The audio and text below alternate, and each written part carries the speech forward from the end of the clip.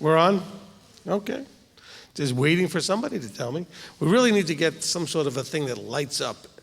Maybe fireworks going off or something. No, I'm kidding. So that we know that we're on and live. Okay. Or even like a screen, and I can say, oh, look, I'm on. Okay. All right. So welcome to the Tuesday night Torah study. It's a good thing this microphone and speaker system is working real good, since after all three of you need to be able to hear me real loud. I'm teasing. Okay. It's the cold weather and all of the other stuff. I understand that. Oh, we're not offering food this time. That's what it is. That's right. Actually, but last week when we offered food, people left after they ate. I'm seeing how they are. See, we have food being offered. Okay, see, we got a whole book full of food. The best food. And you get to wash it down with living waters. There you go. All right. Anyway, welcome to the Tuesday night Torah study. We've got hopefully a really a educational and beneficial time for you tonight. We got the cameras going, we got people in the room, and we've got Manny on the live stream desk. They're checking out the chat. Please respect his leadership and authority in that room, and be respectful of the fact that you're here at a group Torah study. It's not a time to promote your own agendas and all that kind of stuff, but we're here to hopefully study the Word and be edified in some manner. Okay, so the way this is going to work is we're going to start off, as always, with some prayer time. So if anybody has a prayer need or a praise report, you could raise your hand, and Mr. Steve is going to bring around a microphone and try not to get any paint on you. And if you're on live stream, Manny will take care of that on the live stream desk. And so we'll start with that. Then after we do praise and prayer, we'll have some quick announcements. Then we're going to read this week's Torah portion. And after we read the Torah portion, I may remember or not to do more announcements. Otherwise, just to repeat in case some people came in late. And then we'll go ahead and discuss the Torah portion. So for tonight, you might need an implement of writing. You might need a pen, a pencil, or something, or type on your phone. You may need a paper or something like to type on it into or write, because you may want to write down verses that you'd like to either make a comment or ask a question about, make a comment about, so that you are ready to do that. I have mine, and I'm ready to go with that. Okay, so let's go ahead and begin with prayer time. Okay? Okay. Thank you. Whoops, Rabbi Tom? We should know that.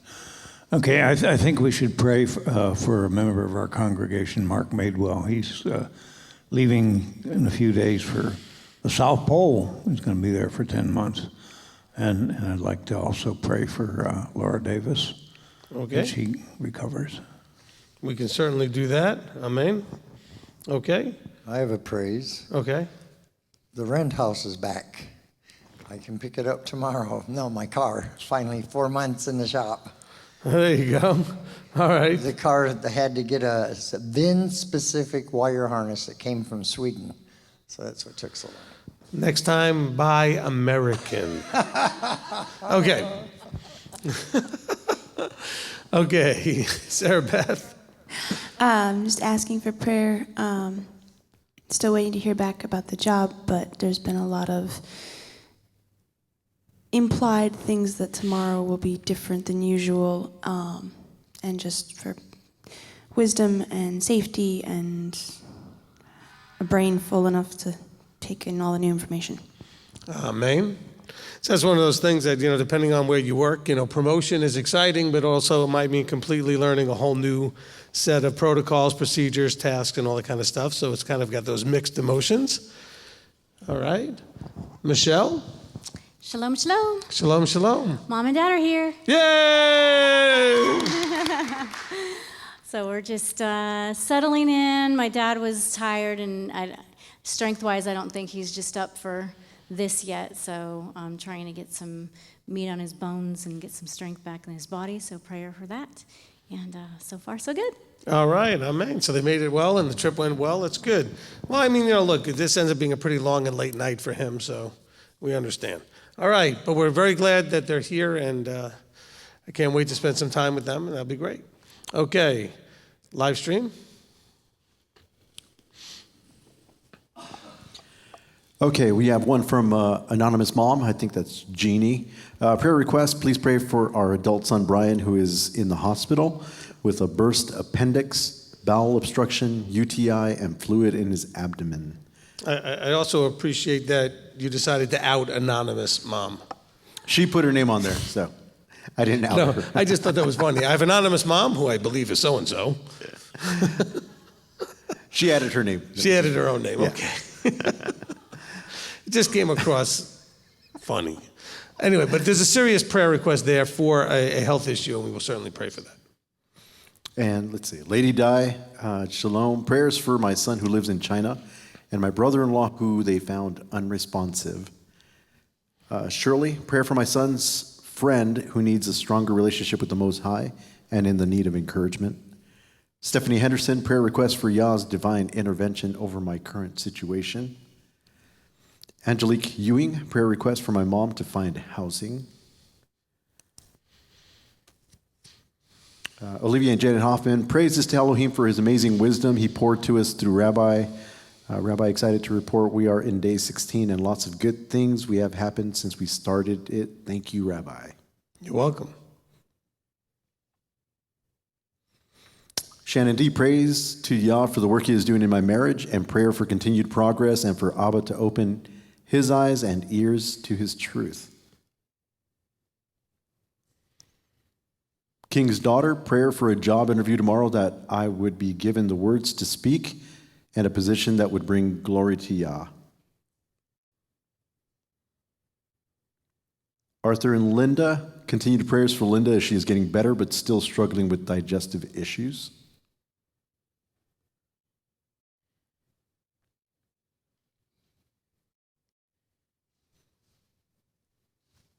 And Philip Mason, please continue to pray for me as I look for a new car.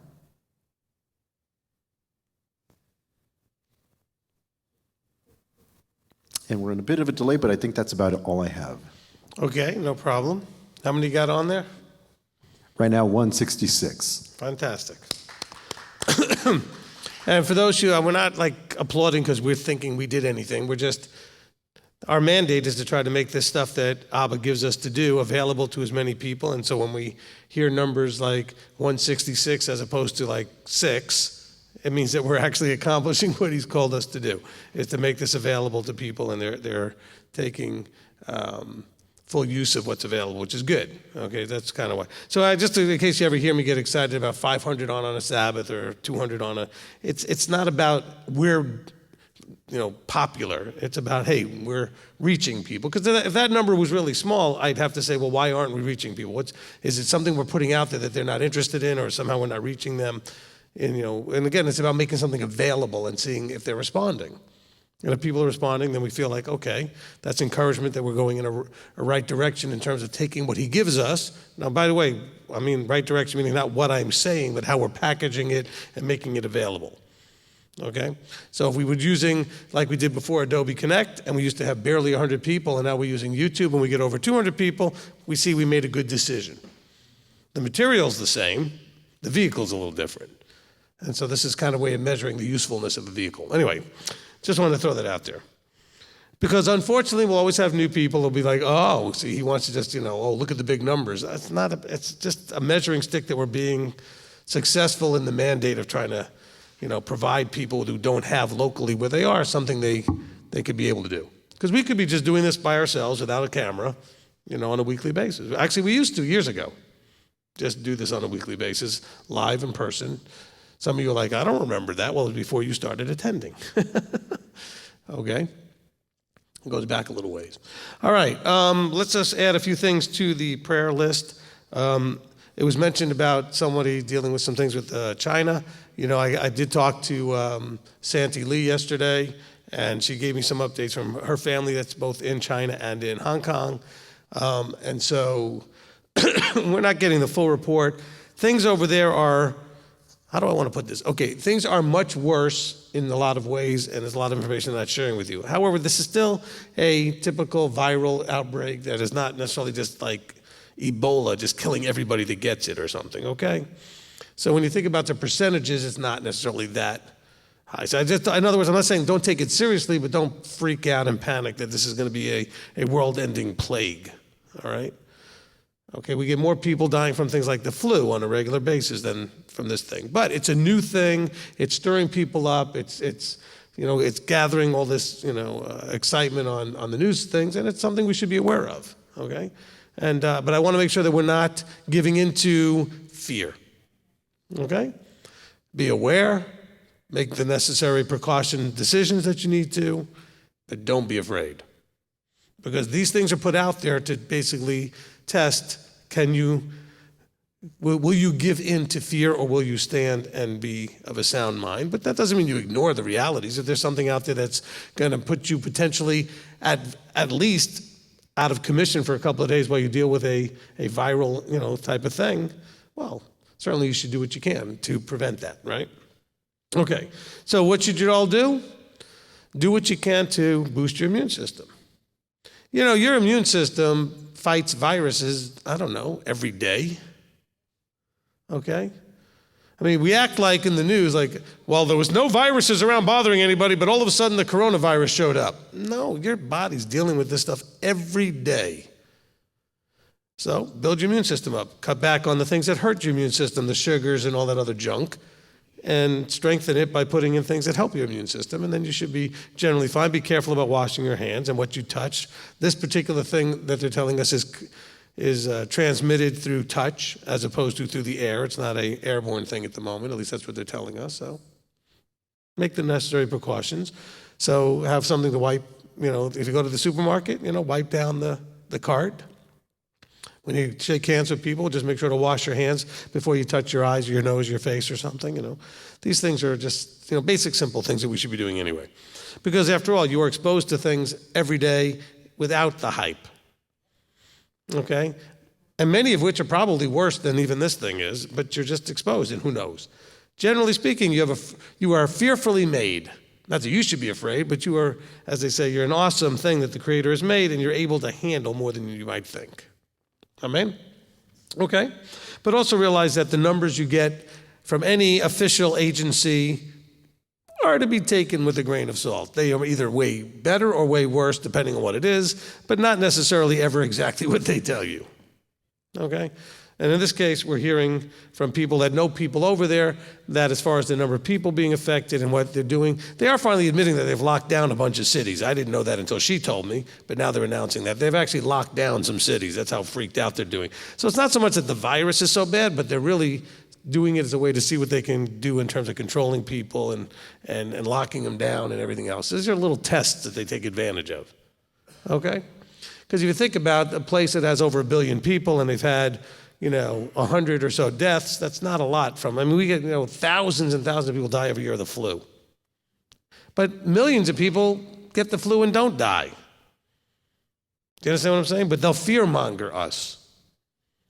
Okay? And so let's just be aware of that. Also, remember when you deal with these things where they say people are dying, always remember that most of them had other compromising health issues. Okay, they're either very elderly or they had other things that had already diminished their ability and their capacity of their immune system. Okay, if you go in to the hospital with some horrible challenges with your health and then all of a sudden catch the flu and you die, they'll say the flu killed you. It wouldn't be the diabetes, hypertension, the coronary artery blockages, and everything else. No, the flu that you caught after you were already dealing with terribly difficult things, that gets the credit. Okay? Generally healthy people, not like super healthy, but just average healthy person gets the flu, gets sick, has a miserable week and a half or whatever, and then they're fine. That's basically what's happening to most of the people that have been getting this thing too. Okay? Because they've already reported thousands of people that have had it and a handful that have died. So I'm not minimizing people have died. Let's keep that in mind, because this will not be the last one. We had the avian or the bird flu, whatever you want to call it, not too long ago. You had SARS, which is, I guess, is the same, I don't know, whatever. You had all these things, and they come and they go. This is just the latest thing that they want to get us all hyped up about. And by the way, what's the first thing they do? They want to talk about vaccination. More things so they can, shoot you up with more stuff. Okay, so let's keep that in prayer. Let's see if there's anything else I want to pray about. I think that'll do for that. So, of course, we're going to pray for all those that have contacted us since the last time, which was Shabbat, when we got together. Actually, since Rosh Chodesh. We've had a busy week, okay? And we're going to have Erev Shabbat coming up. We're going to have a very busy week. So, we certainly can pray for all those things. Let's go before the Father and pray. Actually, you know what? Let's have somebody open us in prayer. Manny, you can go ahead and do it. You got a mic back there already? No. Okay, Steve will bring you the mic.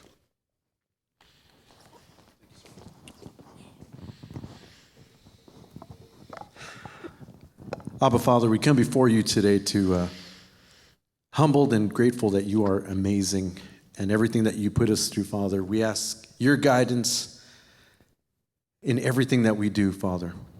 We praise you for this time together, that we can come together and read your word, that we can come to learn from our rabbi, that we can reach people online, that we have such a beautiful extended family going through so many things lately, Father. We ask for your guidance. We ask that you be with us, that you allow us to eat some spiritual food tonight and to really glean what we need to glean in order for us to continue to perfect ourselves into the image of your Son. Thank you and praise you. Thank you for all our trials. Thank you for everything that we go through on a daily basis. And thank you for today. In Yeshua's name we pray. Amen. Amen. Amen. All right. I want to say something I should have said during the praise time, but I want to make sure I say it so that anybody out there watching doesn't feel offended. I want to praise all of you that every week come. I think that's a praise. I think that's fantastic. I'm not trying to pick on those of you that are not here, because I know that there's almost always a good reason for that. But you know what? Almost always the same people are making it out here and making the effort to be here. And it's not to say that the rest of you are not making it. I'm just saying I want to just give a praise without offending the others, that I appreciate the people that are here. Okay. So that being said, let me make a couple of quick announcements, and then we'll get into this week's Torah portion. All right, so for those of you that are online, we do this every week. So in case you are new, this is every week, 8 o'clock Eastern time. We do the Torah portion readings.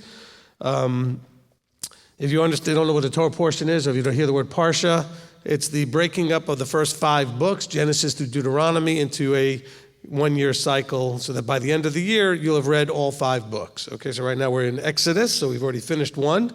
We're into the 2nd book here as we're going through the cycle. Okay, for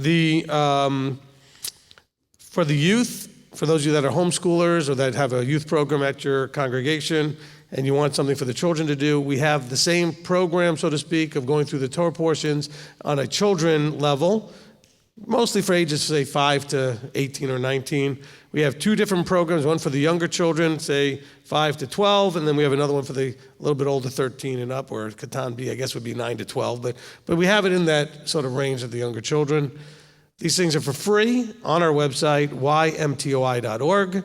That's the youth program website, Young Messianic Torah Observant Israelites, and these portions, they're free. Now, bear in mind that the Parsha Pearls program, which is for the youth, which is also for, if you're an adult, you can love it too.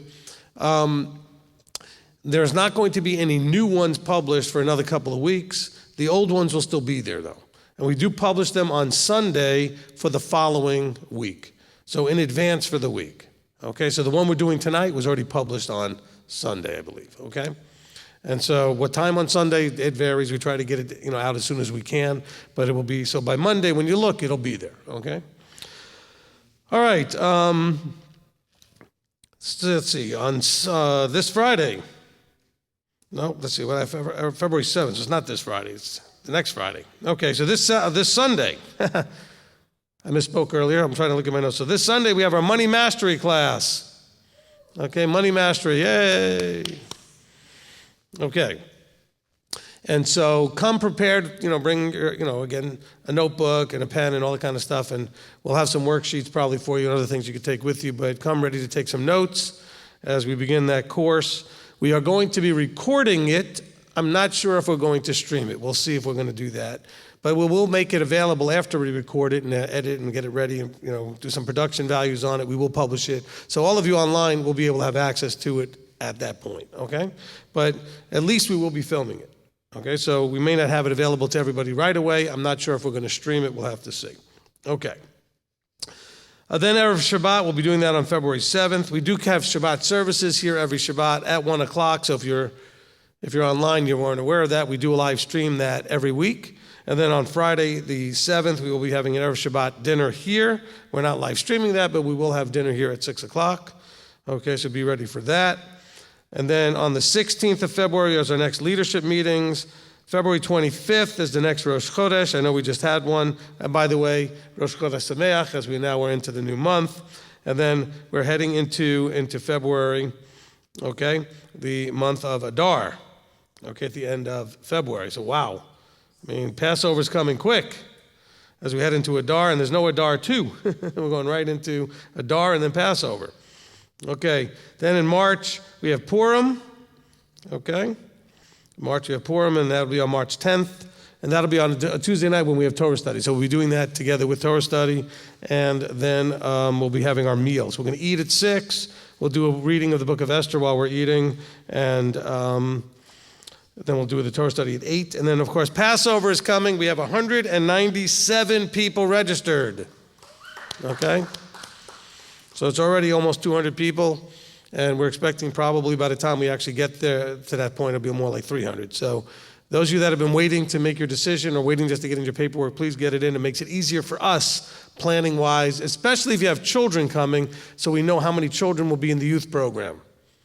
Okay, so please let us know if you're coming so we can produce, because we have materials that we make for the crafts, for the activities, and we make enough for the amount of people we think will be there.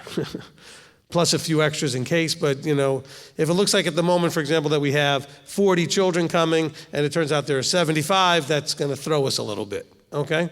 So we don't go by the numbers we have right now. We know it's going to expand quite a little bit, but we need to have a pretty good number, you know, no more than about 30 days out. So let's try to let us know, you know, even if you don't have your paperwork ready, just call us, let us know that, you know, you're planning to come so we can kind of get you in the head count.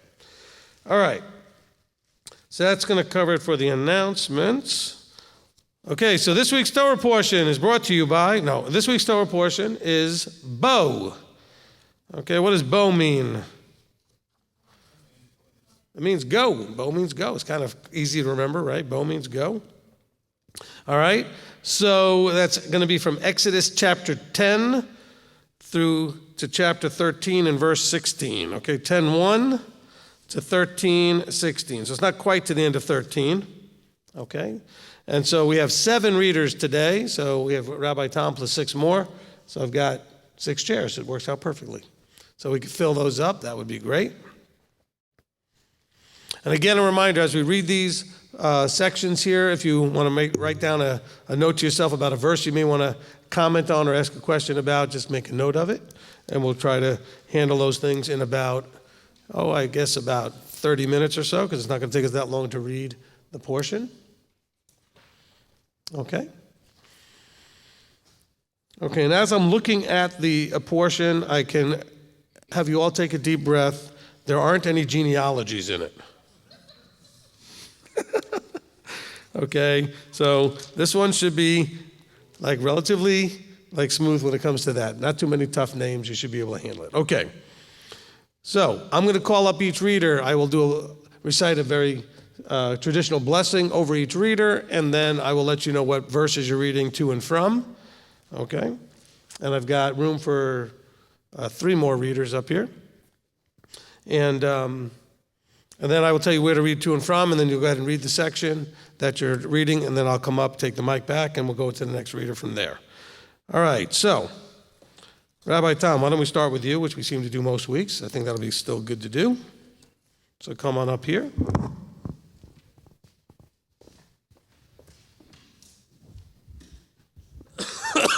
Excuse me.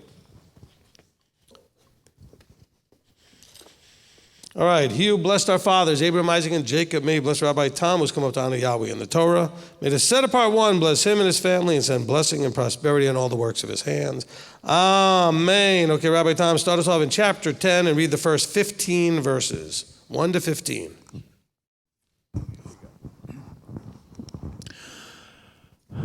And Yahweh said to Moshe, "Go in to Pharaoh, for I have hardened his heart and the hearts of his servants, so that I show these signs of mine before him, and that you relate in the hearing of your son and your son's son what I have done in Mitzrayim, and my signs which I have done among them, and you shall know that I am Yahweh.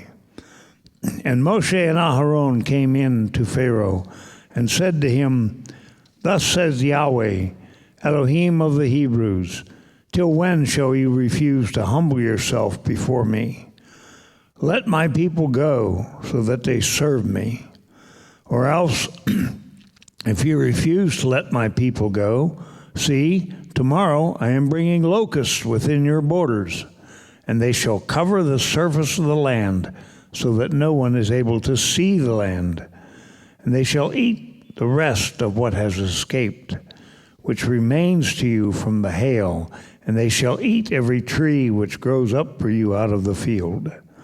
And they shall fill your houses, and the houses of all your servants, and the houses of all the Mizraites, which neither your fathers nor your fathers' fathers have seen since the day they were on the earth to this day. Then he turned and went out from Pharaoh.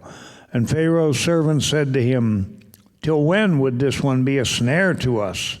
Let the men go, so that they serve Yahweh their Elohim. Do you not yet know that Mitzrayim is destroyed? And Moshe and Aharon were brought back to Pharaoh, and he said to them, Go, serve Yahweh your Elohim. Who are the ones that are going? And Moshe said, We are going with our young and our old, with our sons and our daughters, with our flocks and our herds, and we are going, for we have a festival to Yahweh. And he said to them, Let Yahweh be with you, as I let you and your little ones go. Watch, for evil is before your face. Not so. You men go now and serve Yahweh, for that is what you desired. And they were driven out from the presence of Pharaoh.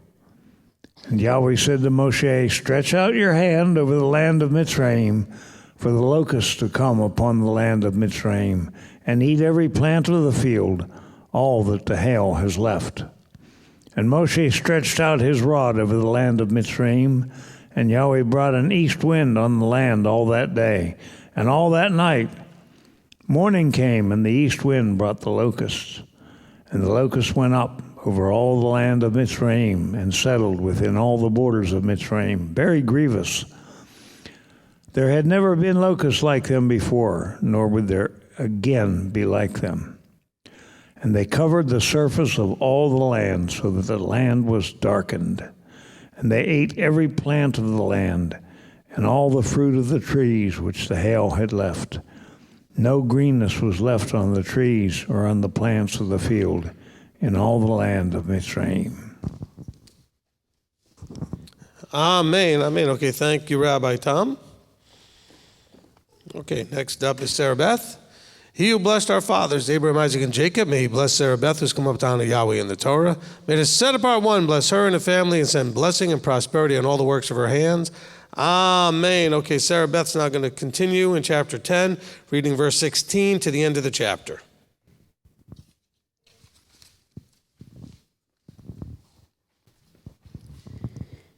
And Pharaoh then called for Moshe and Aharon in haste and said, I have sinned against Yahweh your Elohim and against you.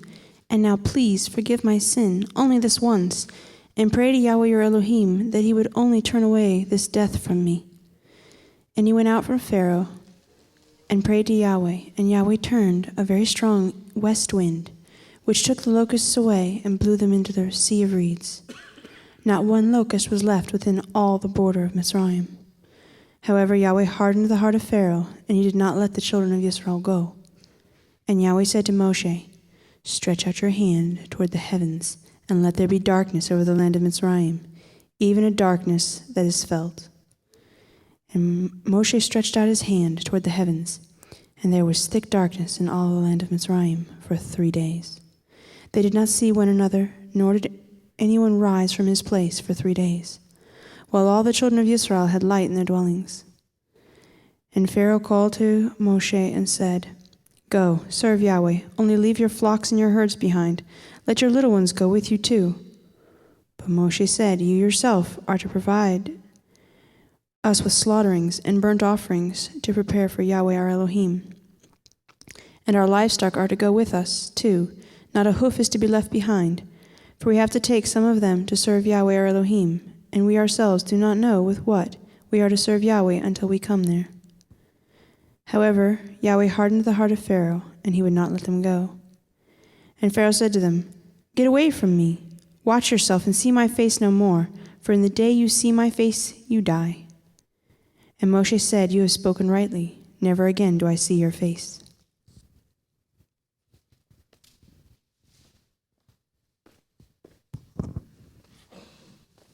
Amen. Amen. Sorry, I was writing a note.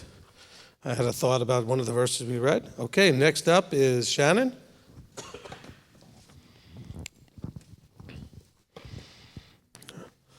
All right, and those of you that are concerned online, I'm only coughing because I've had this cough for like 8 weeks. Okay, so it's nothing new. I'm not contagious. It's a lung problem. Okay, whatever. All right. He who blessed our fathers, Abraham, Isaac, and Jacob, may he bless Shannon, who's come up to honor Yahweh in the Torah. May the set apart one bless her and her family and send blessing and prosperity in all the works of her hands. Amen. Okay, Shannon's now going to take us into chapter 11 and read verses 1 through 10.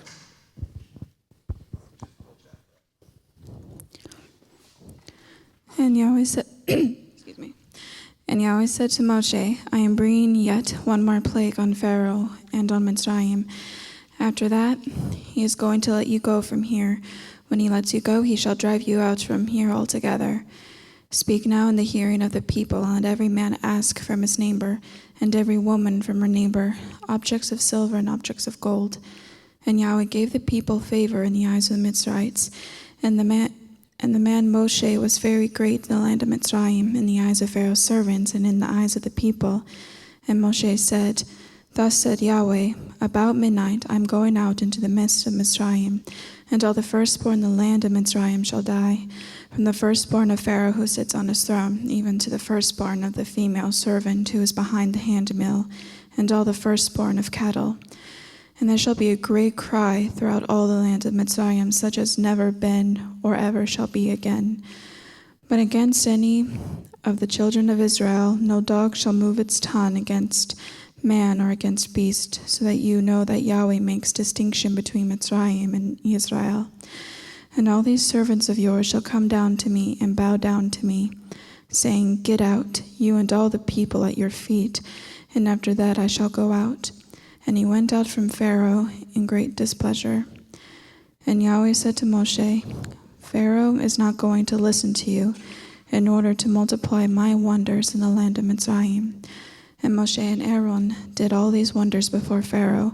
However, Yahweh strengthened the heart of Pharaoh, and he did not let the children of Israel go out from his land. Amen. Amen. Okay, thank you, Shannon. Okay, next up, Steve. He who blessed our fathers, Abraham, Isaac, and Jacob, may he bless Steve, who's come up to honor Yahweh in the Torah. May the set apart one bless him and his family and send blessing and prosperity on all the works of his hands. Amen. Okay, Steve's going to take us now to chapter 12 and read verses 1 through 16. Okay. And Yahweh spoke to Moshe and to Aaron in the land of Mitzrayim, saying, This new moon is the beginning of new moons for you, and it is for the first new moon of the year for you. Speak to all the generations of Israel, saying, On the 10th day of the new moon, each one of them is to take for himself a lamb according to the house of his father, a lamb for the household. And if the household is too small for the lamb, let him and his neighbors next to his house take it according to the number of the beans. According to each man's need, you make your count for the lamb. Let the lamb be a perfect one, a year-old male. Take it from the sheep or from the goats, and you shall keep it until the 14th day of the same new moon. Then you shall assemble the congregation of Israel, shall slay it between the evenings. Sorry, I'm just tired. And they shall take some of the blood and put it on the 2 doorposts and on the lintel of the house where they eat it. and they shall eat the flesh on the night, roast it in fire with unleavened bread, and with bitter herbs they shall eat it. Do not eat it raw, nor boil at all with water, but roast in fire.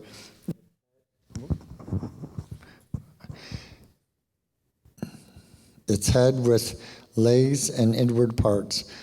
Do not leave it until morning, and what remains of it until morning you are to burn with fire.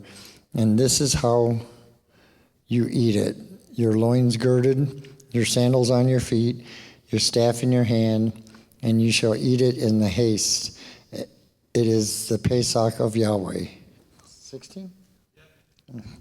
And you shall pass through the land of Mitzrayim on the night, and shall strike all. And I shall pass through the land of Mitzrayim on that night, and shall strike all the firstborn in the land of Mitzrayim, both men and beasts, and on all the mighty ones of Mitzrayim I shall execute judgment. I am Yahweh. And the blood shall be a sign for you on the house where you are. And when I see the blood, I shall pass over you, and let the plague not come on you to destroy you when I strike the land of Mitzrayim. And this day shall become to you a remembrance, and you shall celebrate it as a feast to you, Yahweh, throughout your generations. Celebrate it as a feast, an everlasting law. 7 days you shall eat unleavened bread. Indeed, on the first day you cause leaven to cease from your houses. For whoever eats leavened bread from the first day until the seventh day, that being shall be cut off from Israel. And on the first day is the set-apart gathering, and on the seventh day you shall have a set-apart gathering. No work at all is done on them, only that which is eaten by every being, that alone is prepared by you. Amen, amen. Oops, I forgot my list. Okay, Rebbitz and Joanne.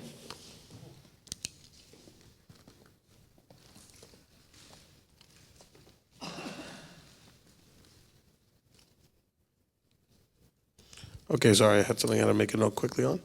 He who blessed our fathers, Abraham, Isaac, and Jacob, may he bless Rebbitz and Joanne, who's come up down to Yahweh in the Torah. May the set-apart one bless her and her family and send blessing and prosperity in all the works of her hands. Amen. Okay, take us now, continuing here in chapter 12 from verse 17 to 34.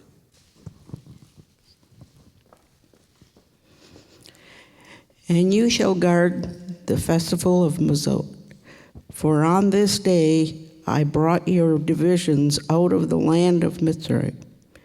And you shall guard this day throughout your generations, an everlasting law. In the first month, on the 14th day of the new moon, in the evening, you shall eat unleavened bread until the 21st day of the new moon in the evening. For 7 days no leaven is to be found in your house. For if anyone eats what is leavened, that same being shall be cut off from the congregation of Israel, whether sojourner or native of the land. Do not eat that which is leavened. In all your dwellings you are to eat unleavened bread. And Moshe called for all the elders of Israel and said to them, Go out and take lambs, and for yourselves according to your clans, and slay the Pesach. And you shall take a bunch of hyssop and dip it in the blood that is in the basin, and strike the lintel and the 2 doorposts with the blood that is in the basin. And none of you shall go out of the door of this house until morning. And Yahweh shall pass on to smite the Mitzrayites, and shall see the blood on the lintel and on the 2 doorposts. And Yahweh shall pass over the door, and not allow the destroyer to come into your house to smite you. And you shall guard this word as a law for you and your sons forever.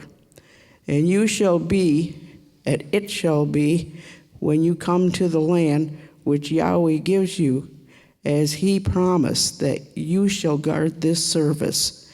And it shall be, when your children say to you, what does this service mean to you?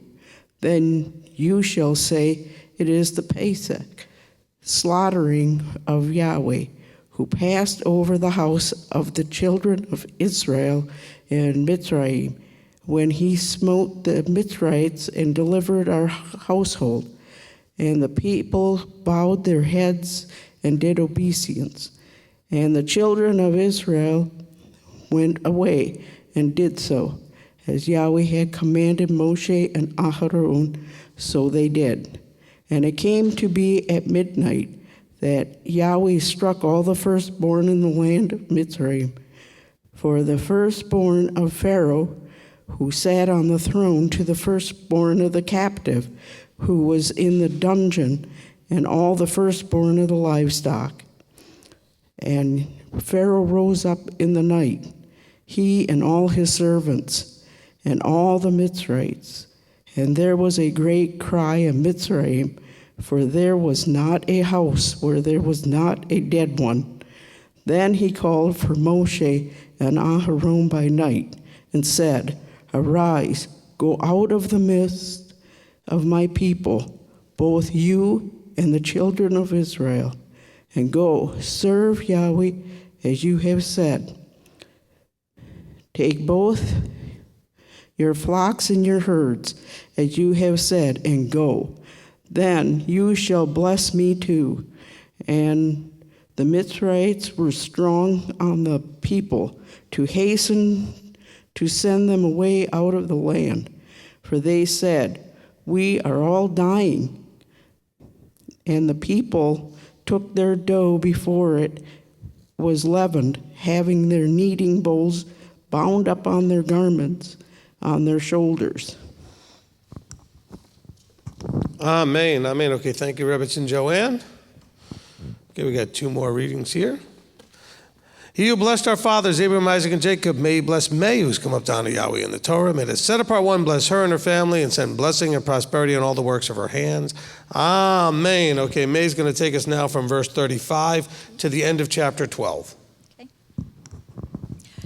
And the children of Israel had done according to the word of Moshe, and they had asked from the Mitzrites objects of silver and objects of gold and garments. And Yahweh gave the people favor in the eyes of the Mitzrites, so they gave them what they asked. And they plundered, the page is stuck.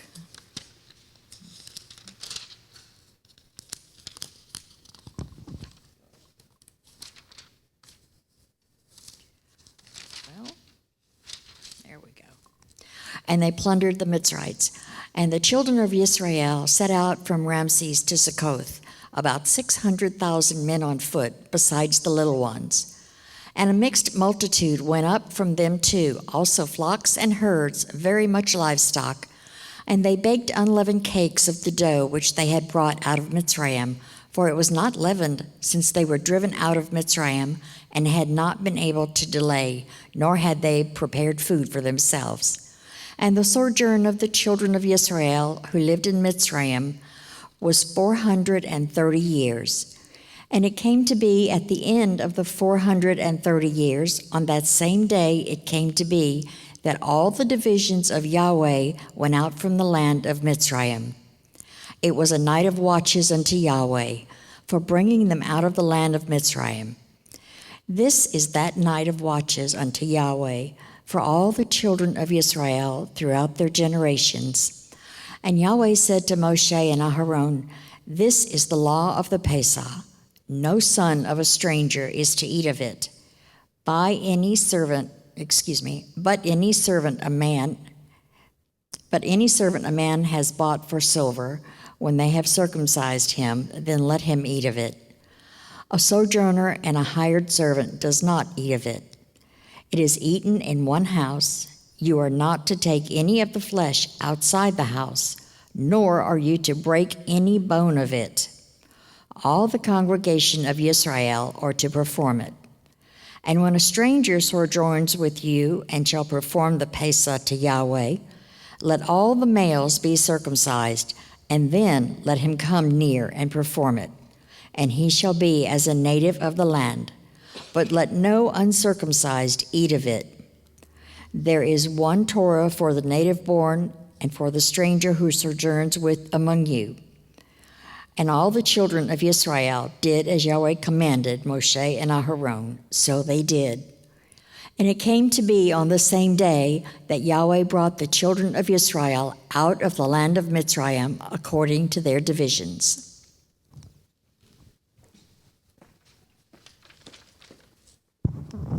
Amen. Amen. Thank you, May. Michelle. He who blessed our fathers, Abraham, Isaac, and Jacob, may he bless Michelle, who's come up down to Yahweh in the Torah. May the set apart one bless her and her family and send blessing and prosperity in all the works of her hands. Amen. Okay, Michelle's our final reader. She's going to take us now to chapter 13. And I feel sort of bankrupt. We've been in chapter 11, and now we're in chapter 13. I don't know what's happening here, but anyway. It's just every time I say that, it kind of, okay. Anyway, chapter 13, verses 1 to 16, because we are actually abundantly being blessed by these readings. Okay, chapter 13, 1 through 16.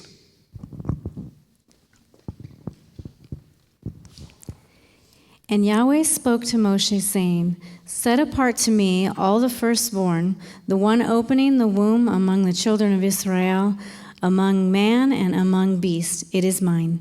And Moshe said to the people, Remember this day in which you went out of Mitzrayim, out of the house of slavery. For by strength of hand Yahweh brought you out of this place, and whatever is leavened shall not be eaten. Today you are going out in the new moon, Abib. And it shall be, when Yahweh brings you into the land of the Canaanites, and the Hittites, and the Amorites, and the Hivites, and the Jebusites, which he swore to your father to give you, a land flowing with milk and honey, that you shall keep this service in the new moon. 7 days you eat unleavened bread, and on the seventh day is a festival to Yahweh. Unleavened bread is to be eaten the 7 days, and whatever is leavened is not to be seen with you, and leaven is not to be seen with you within all your border. And you shall inform your son in that day, saying, It is because of what Yahweh did for me when I came up from Mitzrayim. And it shall be as a sign to you on your hand, as a reminder between your eyes, that the Torah of Yahweh is to be in your mouth. For with a strong hand Yahweh has brought you out of Mitzrayim. And you shall guard this law as its appointed time from year to year. And it shall be, when Yahweh brings you into the land of the Canaanites, and as he swore to you and your fathers and gives it to you, that you shall give over to Yahweh every one opening the womb, and every firstborn that comes from your livestock to the male belongs to Yahweh. But every firstborn of a donkey you are to ransom with the lamb. And if you do not ransom it, then you shall break its neck. And every firstborn of man among your sons you are to ransom. And it shall be, when your son asks you in the time to come, saying, What is this? Then you shall say to him, By strength of hand Yahweh brought us out of Mitzrayim, out of the house of bondage. And it came to be, when Pharaoh was too hardened to let us go, that Yahweh killed every firstborn in the land of Mitzrayim, both the firstborn of man and the firstborn of beast. Therefore I am slaughtering to Yahweh every male that opens a womb, but every firstborn of my sons I ransom. And it shall be as a sign on your hand and as frontlets between your eyes, for by strength of hand Yahweh brought us out of Mitzrayim.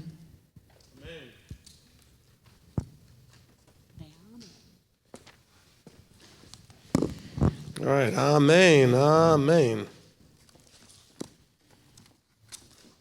Let me get resituated here real quickly.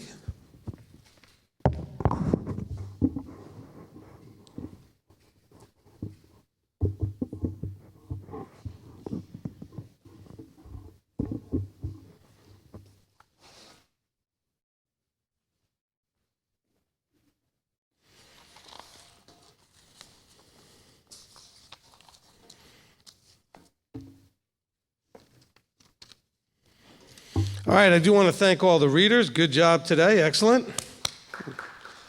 Go ahead and clap for that.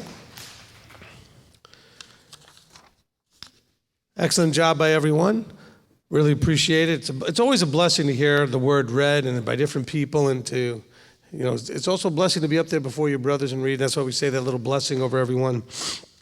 And here's the closing blessing. Baruch atah Yahweh Eloheinu melech haolam asher natan lanu Torat emet v'chayei olam nata b'tochenu. Baruch atah Yahweh noten haTorah. Amen. Blessed are you, Yahweh our Elohim, King of the universe, who has given us a Torah of truth, has planted eternal life in our midst. Blessed are you, Yahweh, giver of the Torah. Amen. So it wasn't the closing of the whole study, but it's the closing after the reading. That's your blessing after the readings. Okay, so just a quick reminder for those of you that may not have been here earlier. So we do this every week. So if you're here and you're new, we do this every Tuesday, 8 o'clock Eastern time.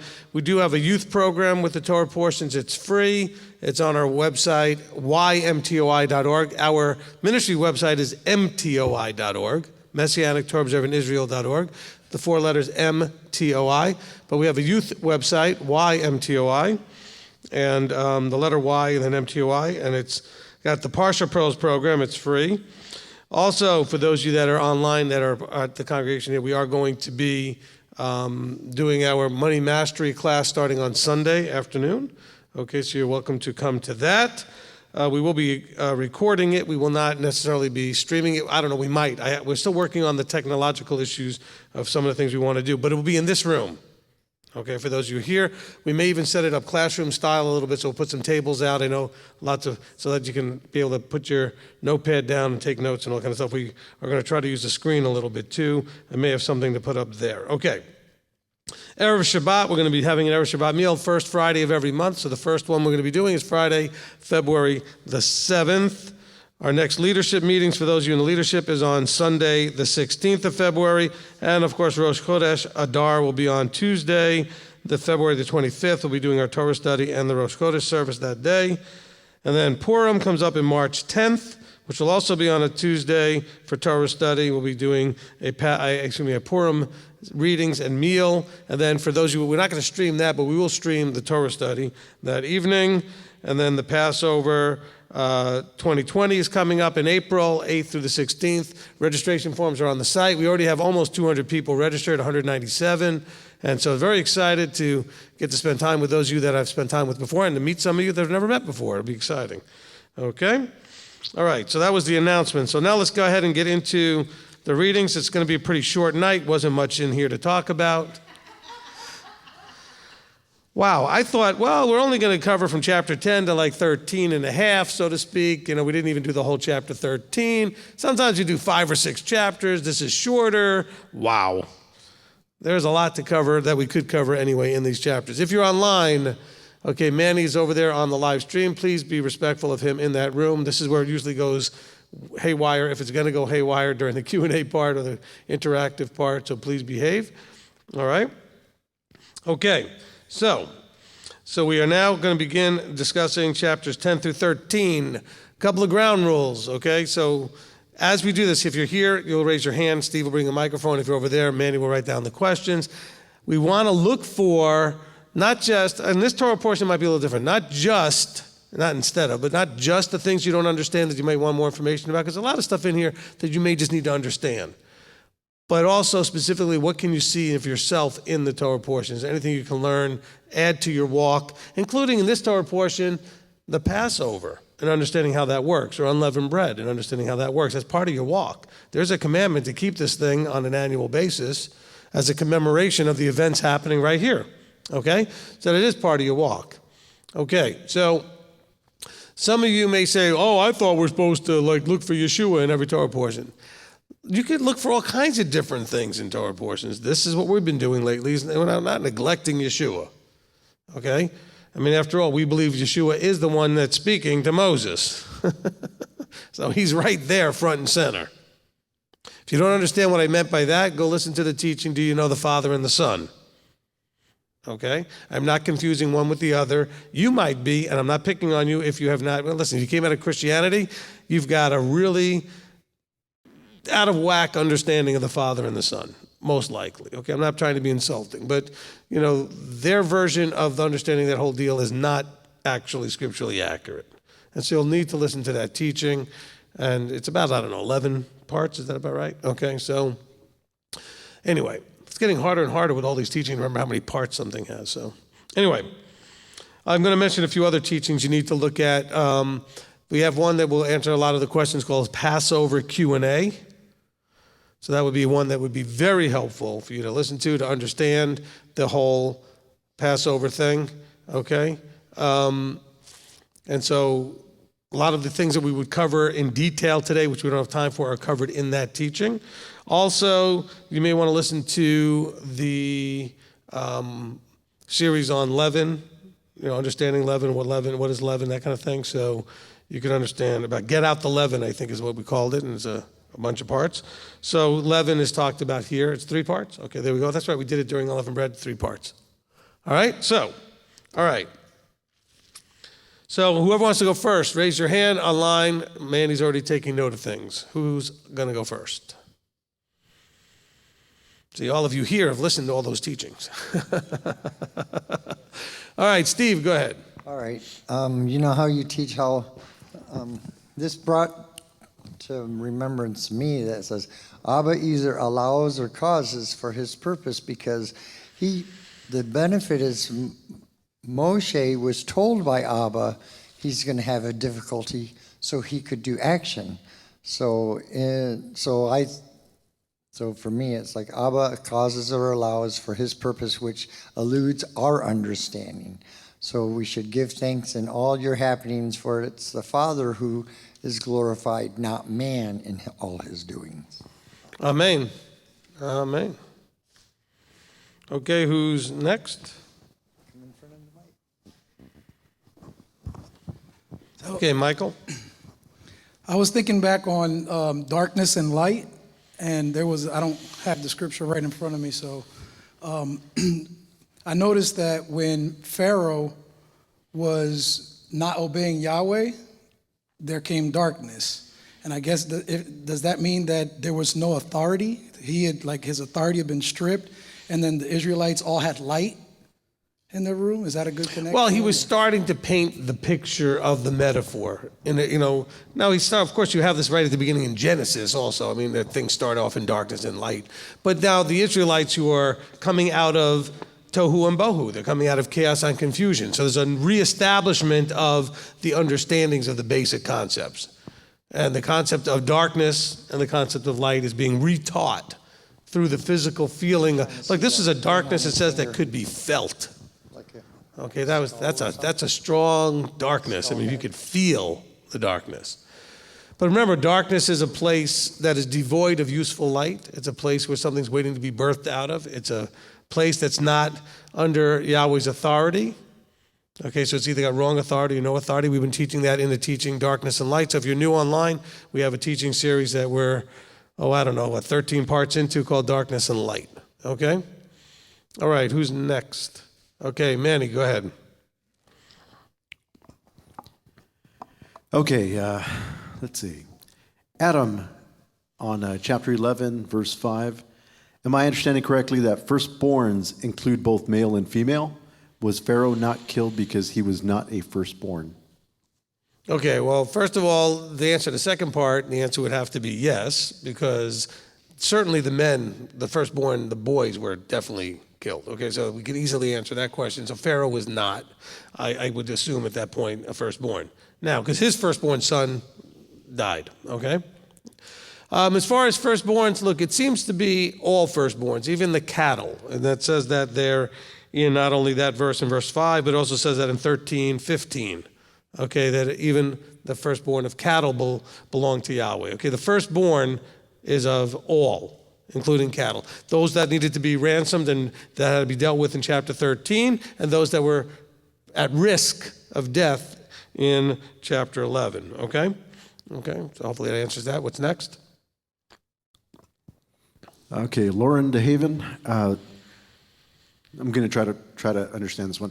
A little early, let's see, chapter 12, possibly around verse 19.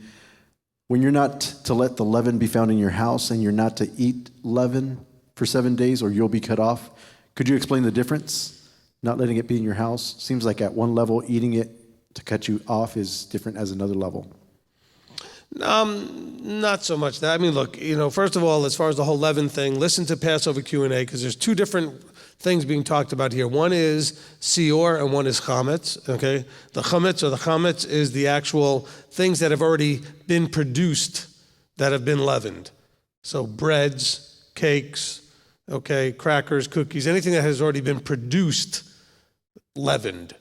And Seor being that which is used to leaven, which was often the little starter lump like you would use in sourdough bread. Okay, they would have the starter lump that they would use to make their bread from the previous bread. Okay? So you first have the idea that there is to be no leaven found in your house. Okay, and it says, do not eat with leaven. So this is also to help those who say, well, I'm not in my house, so maybe I could eat leaven at the restaurant or somebody else's house. No, he's saying, look, you're not to have it in your house and you're not to eat of it no matter where you are. All right? Okay? And as far as the ramifications are the same for both. Okay, any breaking of a commandment is subject to being cut off. Okay, the nation was to keep, you broke, you could be kicked out of the camp. All Torah commandments have equal weight when it comes to that. You are at risk of being put outside the camp. All right, next.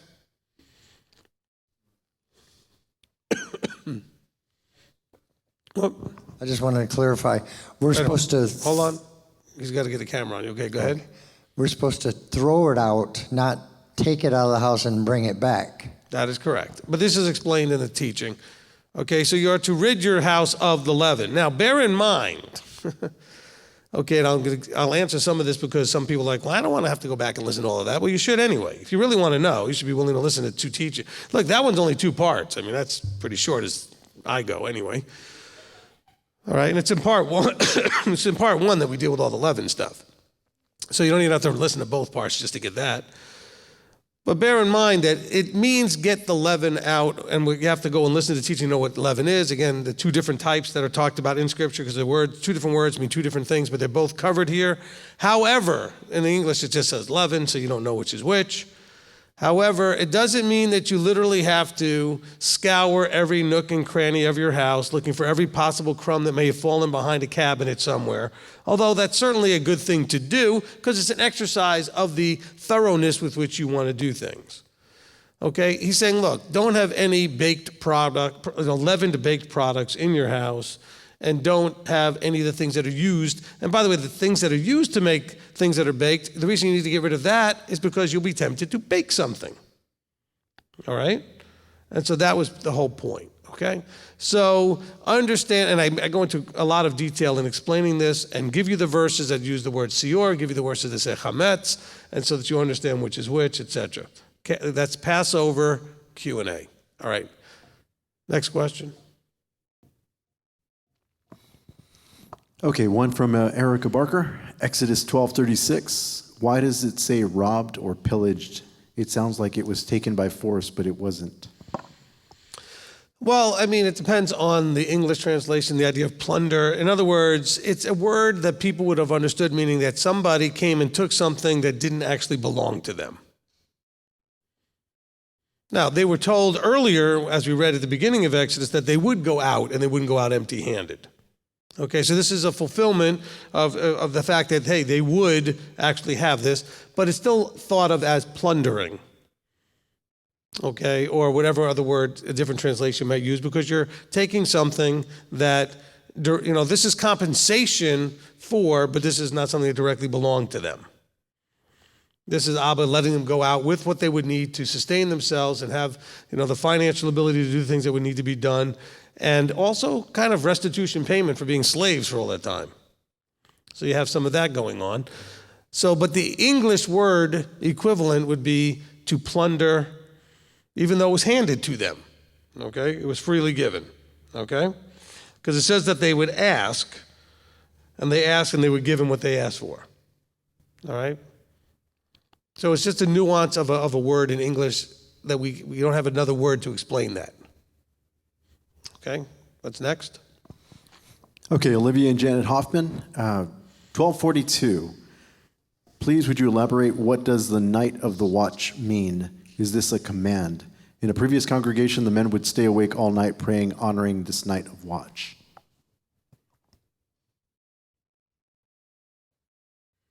$12.42?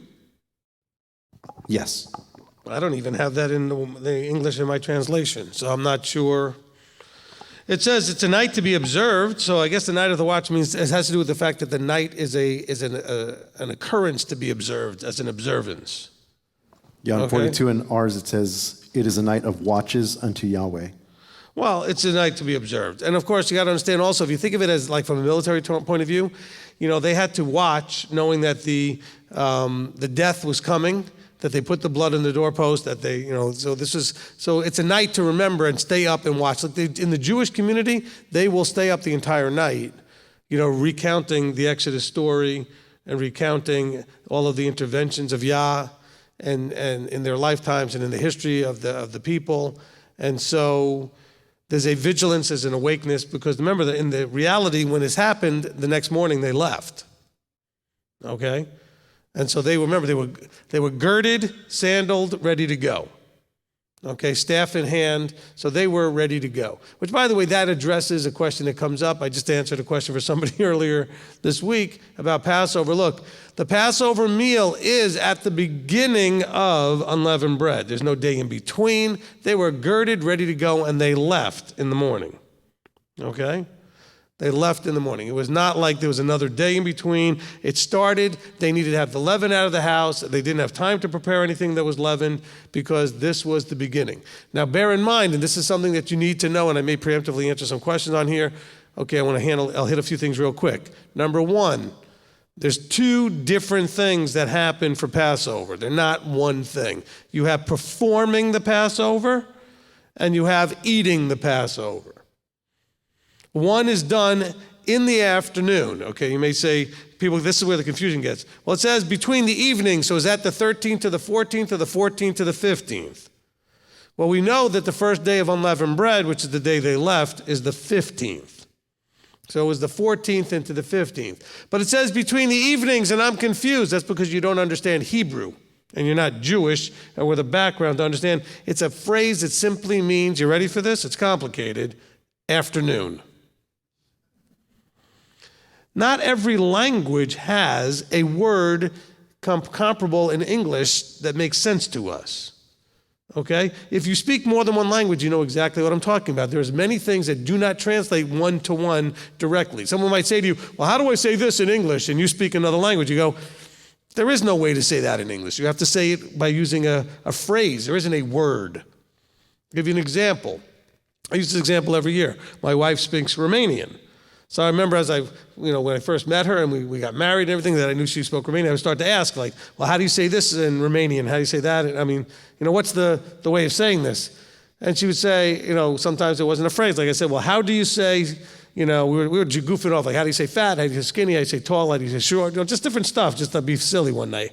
And because we were like people watching. And we would like say, how do you say pretty? How do you say this? How do you say that? Whatever it was, just kind of learning words. And so when I got to skinny, she said, there is no skinny in Romanian. Not that people aren't skinny, but there's no word for skinny. There's a phrase that when you say it, people know you mean skinny. But it's the phrase that says, like, I can see your intestines. It's kind of like when you say to somebody, I can see your bones, or being all skin. See, we have a phrase called skin and bones. What does that mean? Skinny. Oh, you're all just skin and bones. What do we know that means? You're skinny. Okay? So here, we have to understand, between the evenings was the word for afternoon. That's the way they said it. All right? So this is the between the evenings. Now, in case you are not sure that that's true, did Messiah die when they slaughtered the lambs? Yes, of course he did.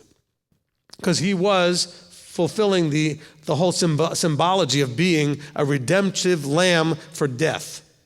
So they slaughtered him when they slaughtered the lambs, which, by the way, also proves to you that the night before, when he's eating the meal, or however many hours earlier, because remember, he had the meal, then they arrested him, then they go ahead and take him and they kill him.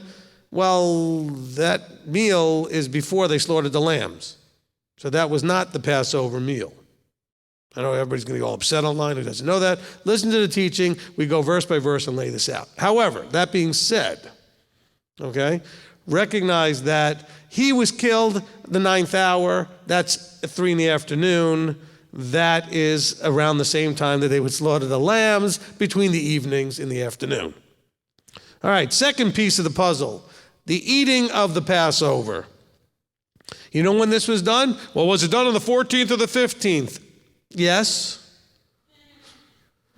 It was done when the meal was finished being prepared. Because you had to slaughter the animal. There's a lot of people going to slaughter animals. You had to get it back to your place. You had to prepare it, roast it over the fire, right? You had to completely cook the thing, which could take, if you ever roasted anything, it takes a long time, okay? And then they would eat it. Now, by the way, it does say, just so that you understand this thought that's really important, they could cook, okay? Because people say, well, on the Sabbath you can't cook. Well, on 12:16, it says, chapter 12, verse 16 says, on the first day is a set-apart gathering. On the seventh day you have a set-apart gathering. No work is done on them, only the work of that which is eaten by everybody. In other words, you can make the meal. And so the meal was generally, because it took so long, done by the time it was now the 15th. And that's why you have unleavened bread at the meal. The only things it says you need to have at the meal is the lamb, the unleavened bread, and the bitter herb. And so already the bread is no longer leavened. Already they don't have leavened bread there at this meal, because it's already the beginning of that holy day, the days of unleavened bread, starting at that night. Okay, so the lamb was slaughtered, or the performing of the Passover was done on the 14th, and it says on the 14th, which is already the 14th, between the evenings, which was in the afternoon, going into the 15th, and then the meal was eaten whenever it was finished being cooked and ready, which would probably be almost always after sundown by the time it was finished and ready, and you would have your Passover meal. Okay? Now, in case you're really confused about, again, the simplicity of Yeshua not doing the Passover meal, I always ask this sort of tongue-in-cheek. You know, generally speaking, when you go to eat something, do you eat it or kill it first? Okay, so if he was killed at the time they killed the animals, he certainly couldn't have eaten it the night before. Okay? It's just very simple understanding.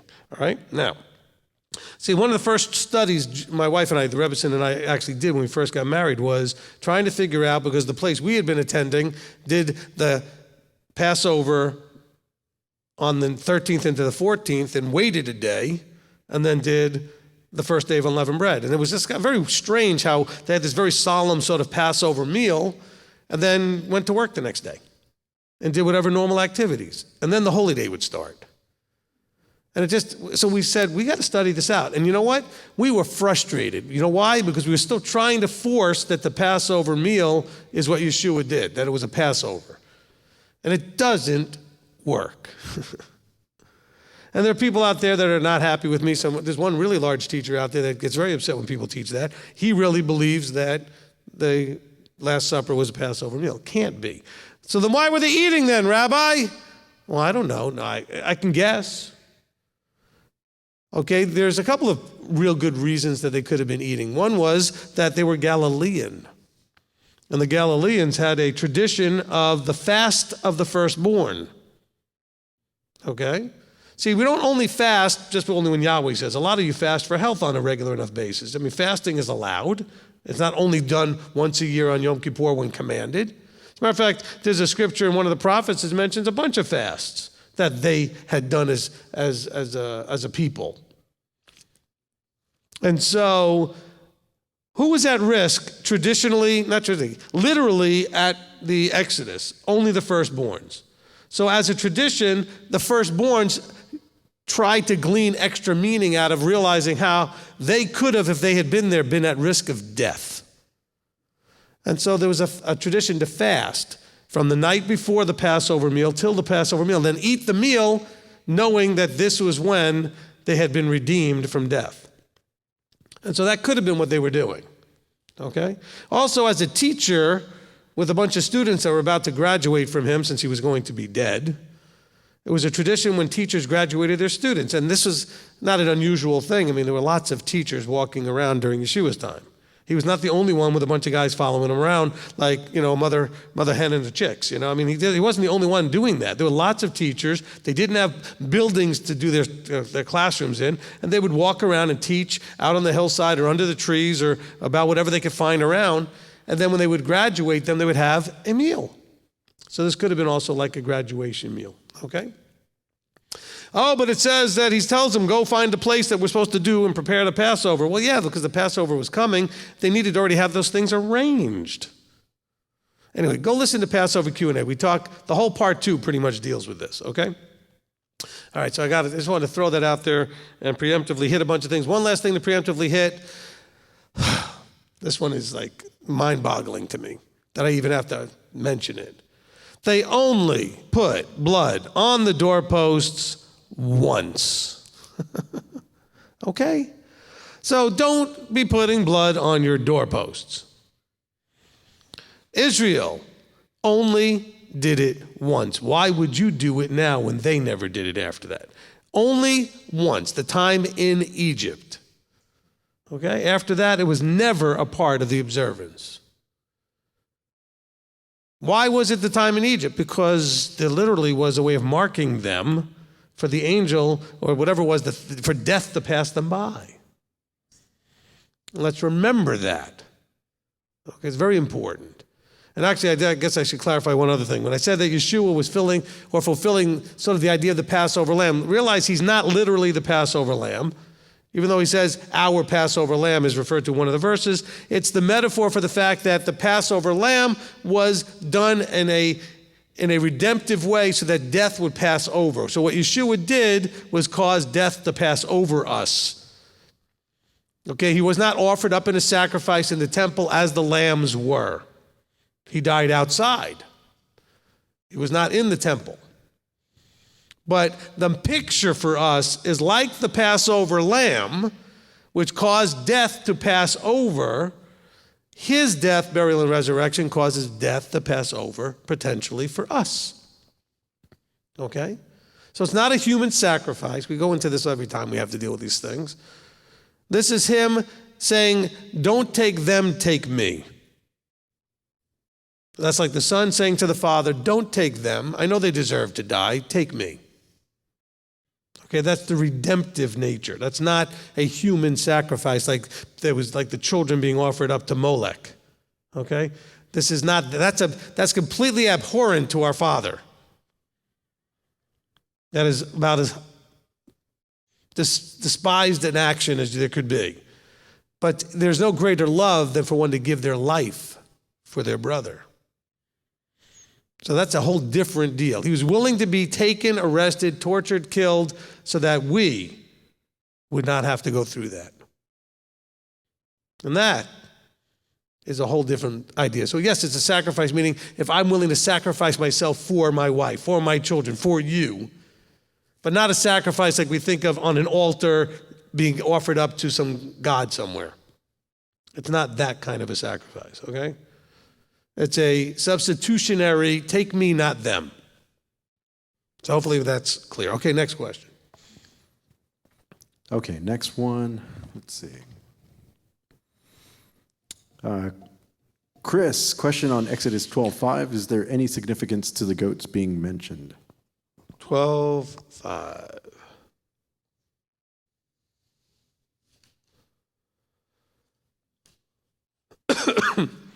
No, I mean, look, the people had access to certain things, the wealthier or the poorer that they were. So that was not, the issue.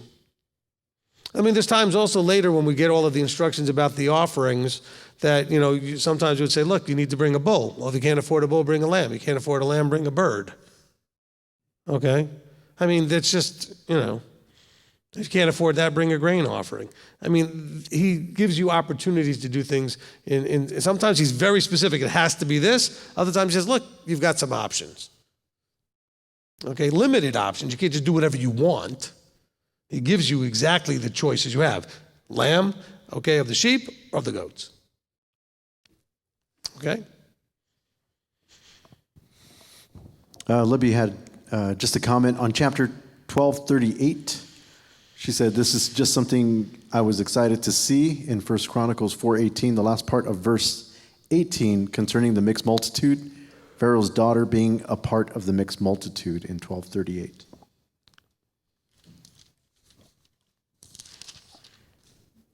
Okay, awesome. Let's see, Shannon D., chapter 12, verse 48. Speaking of circumcision, if somebody has been circumcised, but not for covenantal reasons, are they considered acceptable to perform the Pesach? Yeah, I mean, the circumcision is circumcision. I mean, there are those that say you need to have a little nick or a little something as part of, now that you're, I mean, look, if you're circumcised, you're circumcised. Now, let's take the flip side of that. If you're not circumcised, you need to get circumcised. And don't get all mainstream Christian on me. Circumcision has never been done away with, nailed to anything or any kind of thing like that. Oh, but it's circumcision of heart now, Rabbi. Well, it was always both. Okay, go read your scriptures. In the Tanakh, in the Old Testament, you are told all the time that you have to have the foreskin of your heart circumcised. Okay, so it's not one was one and one now the new one is the other. It was always both. Okay? Next question. And by the way, to finish that, and it only affects you eating that meal. Okay? Performing the Passover and eating that. Now, we don't perform the Passover anymore because why? There's no temple. And it's very clear throughout Scripture that you can't just do these things anywhere you want in your backyard. That's another thing people are still doing. It's weird. I don't know why they're doing it. It's actually breaking the Torah. You're told you cannot just offer up a slaughter offering anywhere in any place. It has to be where he says. Okay? Now, that being said, you cannot participate scripturally in the meal. Now, you can go to unleavened bread services, you can go to Shavuot, you can go to trumpets, atonement, everything else. He says the one thing you cannot do uncircumcised is be a part of that covenantal meal. Okay? So, now, I have to then, for those of you that might be flipping out online here, if you have a legitimate can't, not won't. In other words, your doctors have told you you could die on the table. You're on blood thinners. You'd have to come off those. All these other things, there will be health risk problems. If you cannot, you're fine. You don't want to believe me, that's fine, but I'm telling you on whatever authority I might have that I truly believe that if you can't, not won't, but can't, and that's the key. I don't mean can't meaning, well, you can't afford it. I don't mean can't meaning there's no doctor nearby. You need to make the effort to go get to afford it. You need to go find a doctor somewhere. If that's what you need to do, that's what you need to do. I mean can't meaning like it is something that is life and death. Like you can't, all right? Because of your health concerns, your physical condition, you can't do it. Okay, so that does allow for that if you can't, all right? Be careful between can't and won't. If you're not sure, counsel about it. All right? Oh, but I don't know where to go near me. You know what? Make an effort. Okay, figure this out. He's not going to do everything for you like you thought in Christianity. You're going to have to make an effort. Okay? I mean, look, he hasn't asked you to pack all your stuff and literally walk to the land. Okay, some of you have moved here, which not necessarily anywhere compared to what I'm saying in Scripture, but you got to drive or fly or whatever. You didn't walk here from wherever you used to live when you moved here, if you believe he moved you here. I mean, they had to pack everything up, sandals, girded loins, staff in hand, and walk. And you're telling me, well, I can't find a doctor to do the circumcision. Oh, come on. You may have to fly somewhere. You may have to plan for it, save for it, do what you need to do. Not to impress me, impress him. He says you got to do these things with all your heart, all your being, all your effort. And some of you are like, that's too much work. Okay. Maybe he'll say it's too much work to change you from the corruptible to incorruptible. That's too much work.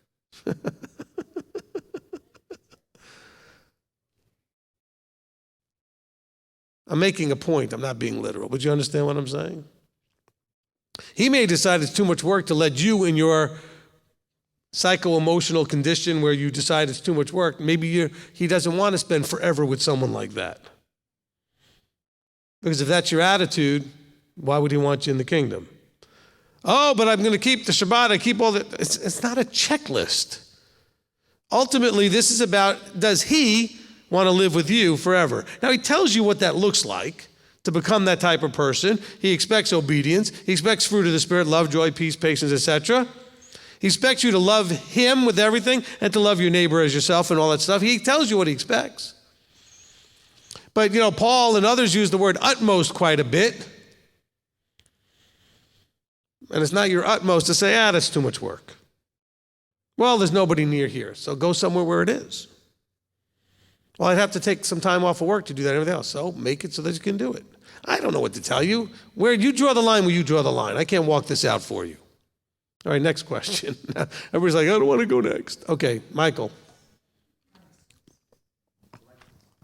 Kind of have a question about the circumcision. 2 questions, actually.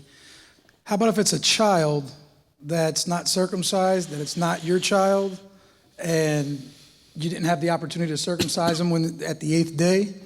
Does that apply to them? They can't eat that meal? And then the other question would be, if someone's not circumcised, is it legit that they wear tzitzis? All right, good questions. Okay, by the way, all of this is covered on part 2 of the Passover Q&A. All right, so the circumcision question, I guess I'll face the cameras this way. You got that one going too, so I'll just face this way. All right.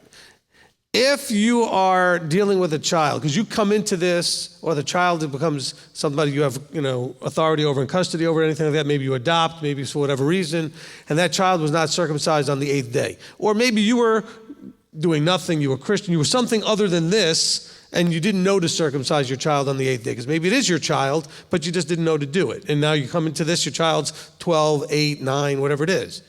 Okay, my opinion, this is like where we get to Deuteronomy 17, where you go before the leadership makes a decision. My decision has been that if a child is now past that age, okay, the 8th day, etc., now leave it up to the child. That's no longer your issue to now. When that child gets old enough, they have to make their own choice. It's a much more powerful thing anyway, okay? Because after all, when you circumcise an 8-day-old baby, that baby is not covenanting actively. You are making a commitment to raise that child in a certain way, okay? To be part of a community. Now, I know many families where the father was not circumcised and his teenage boys had said, I want to do it when you do it, and they all do it together. But leave it up to the children to make their decision at that point. That's my opinion. Because after all, if you force a child who's old enough to know what's happening, I got circumcised on the 8th day. I was born in a Jewish house, got circumcised on the 8th day. I don't remember anything, right? 8-day-old, what are you going to remember? 8 years old? Tremendous trauma, potentially. The fear, the scare, not that it in itself is that traumatic. It can be, it depends. But I'm just saying, just thinking about it before doing it. I know a lot of men are thinking, really? I got to do what? Well, when it's on the 8th day, you're not even thinking about it. So as an adult, it's a much bigger deal. And plus, think of the amount of commitment an adult teenager who's now going into their 20s and then says, I want to do this. Now you know that they've engaged vertically, because there's no way they're going to go under the knife, especially in that area of their body, if they're not getting that relationship in their heart, right? There's got to be a heart circumcision already happening. Okay, so that's number one. Second question. It has been my decision and my understanding and my best, decision with the leadership council as well, that if you are circumcised, that you and your household that are under the age of adult are covered by you and can come to the meal. Okay, this is a 2-part answer. So if you are the man in the house and you are circumcised and covenanted, your children and your spouse can come to the meal. Okay? Second problem, my husband's not covenanted, but I am. Well, then you get to come to the meal, because then you're using the virtual covering of the leadership. It's not your fault that he's not covenanted, okay? But can I bring my children? Yes, you can. Provided it's not, I don't know, you have to counsel directly. I mean, your husband may really have a problem with that, but yes, you can bring your children. Once they turn 20, when we get to the book of Numbers, the age of majority scripturally is 20. Okay? Once they turn 20, they don't get to come unless they're circumcised. Now they are responsible for themselves. Okay? Now, if you come to Passover this year with us and you are not circumcised, don't be embarrassed, but own if you're not circumcised. Do not come to the meal and let it just broil inside of you that you want to fix it by next year.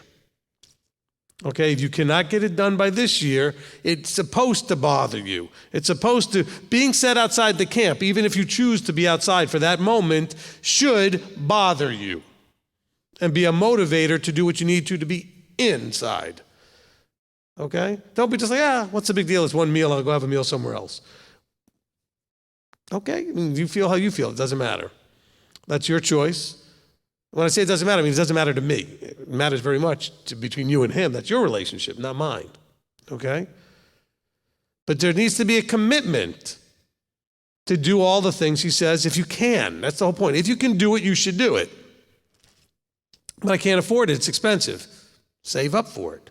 Don't tell me you never saved up for something expensive in your life. Okay? Put aside money for it.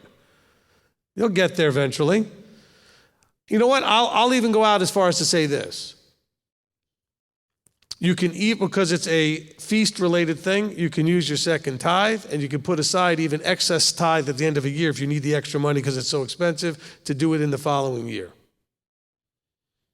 Don't use that for anything else.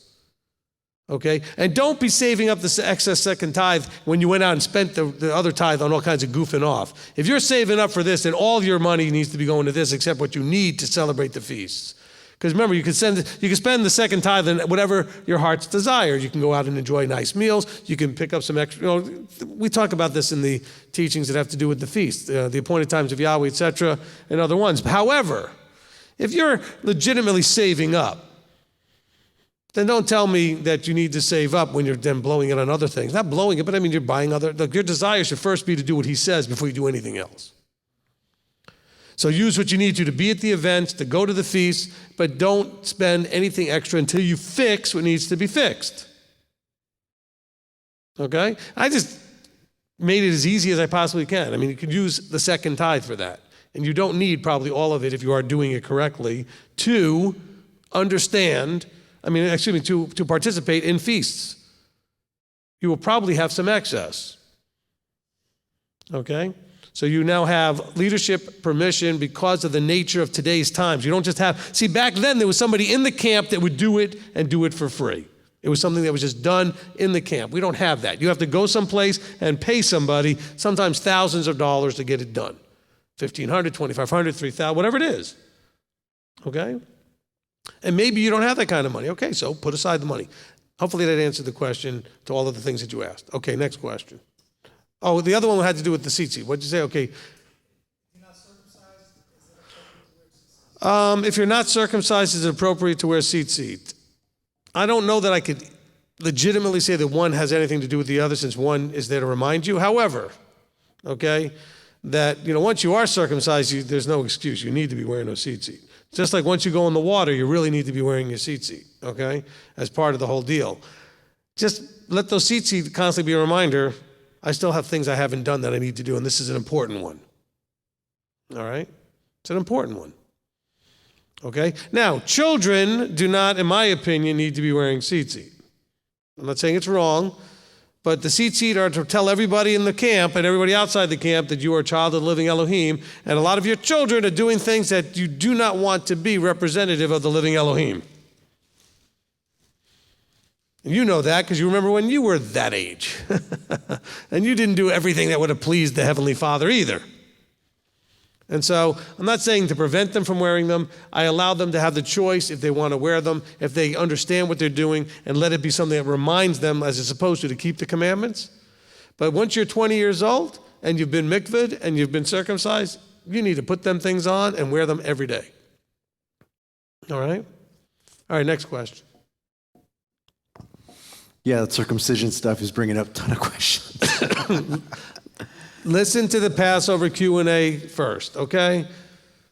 Acts 15 wasn't about whether or not to circumcise. Acts 15, which is some of you guys probably screaming about, was about when to do it. There were Jewish people saying, I know how to keep the Gentiles out. Tell them they need to circumcise before they even come to the synagogue. Hey, listen, if that were the rules, you wouldn't come either. Like, you don't even understand what's going on in that place. You think that you might be interested in this thing, but you got to get circumcised before you could even go in? So James says, oh, no. They're going to be in the synagogue on the Sabbath hearing Moses preached, and then when they figure this out, they'll decide they want a covenant, because they'll go from, in chapter 12 here, what's known as a ger, the ger that is the proselyte who's being with, but not yet a part of the covenant, but they're following along and they're learning how to do everything, and they're expected to keep all the Torah while they're doing that, all the things that they can. When they're ready to covenant, they will go ahead and get circumcised. Why are you smiling? I'm happy, that's all. Okay, good. All right. So, I mean, look, I know the same standard stuff comes up every year, okay? Look, Exodus 12 is very clear, okay? No uncircumcised is to eat of it. That is verse 48, period, done, okay? Oh, but we're spiritually circumcised now. There's no such verse anywhere in Scripture, okay? That verse is in your head, or some pastor taught you that somewhere, okay? There's no, I'm spiritually circumcised now. All right, next. So this person is asking, what about your spouse not letting you circumcise?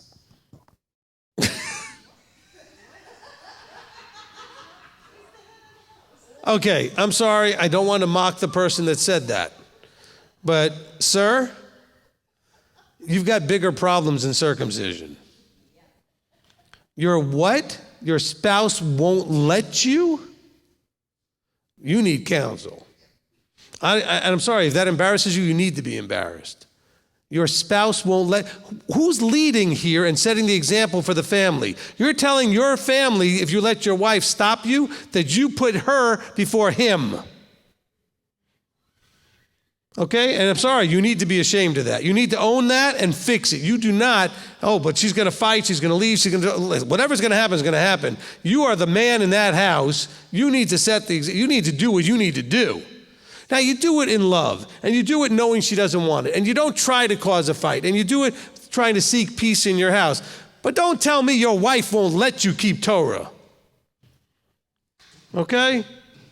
Because you come and tell me that, I'm just going to look at you like, excuse me? That's like Martian. You're speaking Martian to me. Oh, but my wife won't let me. What? Are you listening to what that sounds like to yourself? My wife won't let. Okay, you're sitting on Judgment Day before the throne, and Messiah looks at you and says, what was this problem with the circumcision? My wife wouldn't let me. I'm sorry to mock you, but you needed it. You're going to sit there and say, my wife wouldn't let me? My spouse wouldn't let me? Really? I'm sorry, your house is out of order. You need to fix that. I don't know how to fix that. I get that. I'm not trying to pick on you. You've spent your life developing yourself to the point where this is where you're at. Call me for counsel. I can encourage you how to at least gradually and gently go from where you are to where you're the man in that house. Because I'm sorry, if your wife can stop you from keeping Torah, you're not the man in that house. Listen, I'm sorry, I don't pull punches. I'm not going to sugarcoat it. This is true and this is reality. Don't quit the internet and shut down your YouTube because I said that. Own it, but fix it. You can become the man. And your wife and whole family will be blessed if you can learn how to be the man in that house. They will not be blessed and they will not be where they need to be because you let her stop you keeping Torah. Okay? Don't do that. But I don't know how to do that. I don't know how to fix it. Then call me. Get leadership here to try to help you walk through that. And I'm not trying to make fun of you. You're not the only one that has had this problem. You're not the only one that is struggling with these things. This is common enough. So please don't be offended. Don't take this personally from that point of view, but own it. I give you credit for being man enough to say it. I do. Because you recognize it's a problem. Otherwise, you wouldn't have put it out there. The answer is, what if your spouse won't let you? You need to figure out how to become the man of that house. That's not the question. That's not a problem. Okay? For the woman, it's a different thing. Now, the woman doesn't get circumcised, but the woman has a husband, and the husband's not covenant, and there's things he won't let her. Well, that's a different struggle. She needs to counsel about how to handle that if a husband won't let her do some Torah stuff. But if you're the man in the house, there is no excuse. In the vertical, and you've heard me teach vertical. If you're brand new, you don't understand that, you need to listen to the teachings. In that vertical, you are, above everyone else in that house, responsible for the well-being spiritually and physically of that house. And that house is not in the spiritual vertical alignment correctly if you are letting your wife tell you what Torah you can't do. So it's not just about whoever wrote that question. It's for all you men out there. It's time to stand up on your hind legs with your spine erect and be the man you're supposed to be. I'm not saying be like a thug in your house. I'm not saying get in your wife's face. I said in a loving, gentle, firm way. You need to say, honey, I appreciate that you don't want me to do that, but I need to do what's right in the eyes of my Creator. And I need to do it for you and for this family. This is for you, not why, if you're not able to convince your family that you're doing these things because it's what the Creator of the universe wants you to do and it's to bless your family, then that's where the problem is. You have to be able to make them understand. They don't have to agree, but make them understand that the reason you're doing it. You can't make them agree with your reason, but make them understand the reason you're doing it is because it's for their benefit and yours.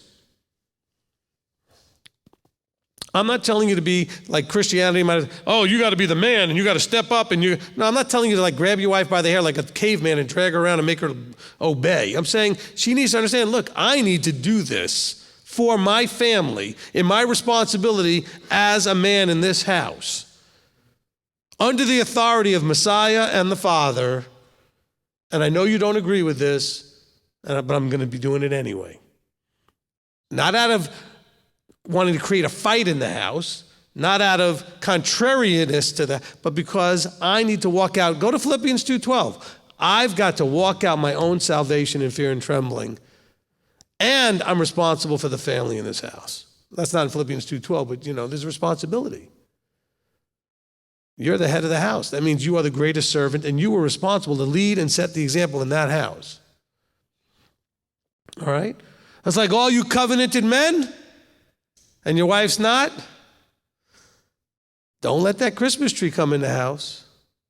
Don't let those Easter eggs come in the house. Oh no, Rabbi, don't be saying that. I'll get a divorce. If she divorces you, that's her problem.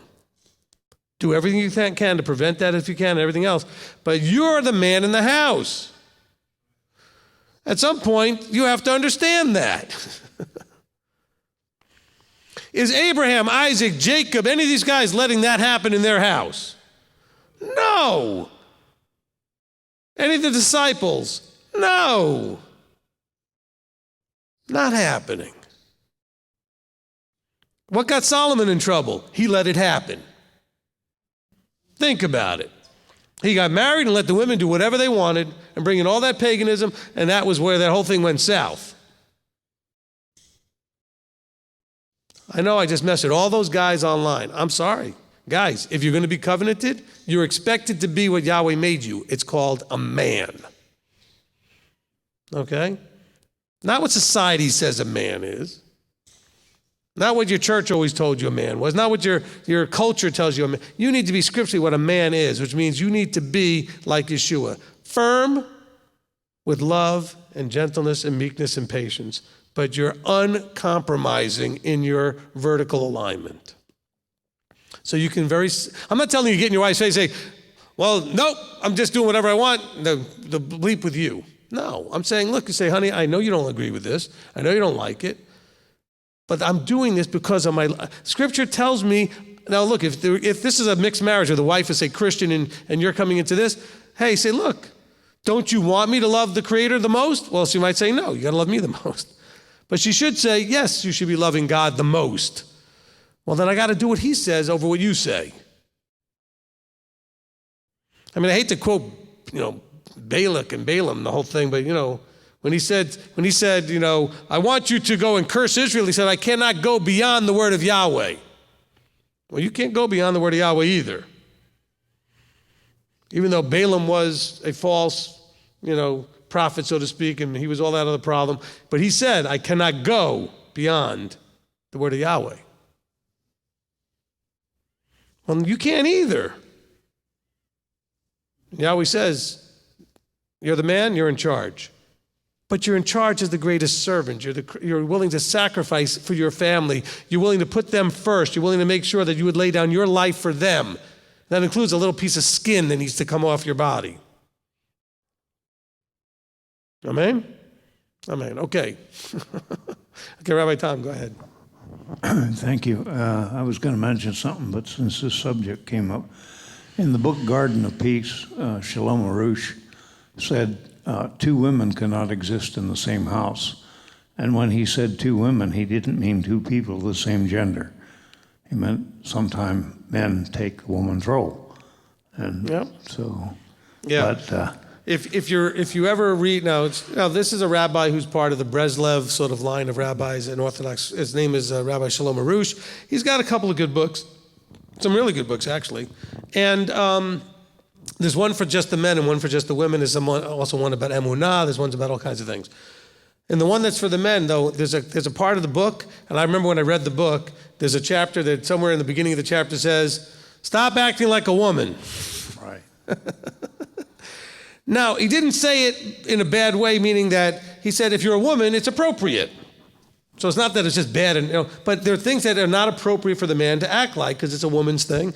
And it has to do with a lot of the idea that the man is the giver and the woman is designed to be the receptacle or the receiver. And therefore, when you become as a man wanting about me, and what am I getting and receiving, you're acting like a woman.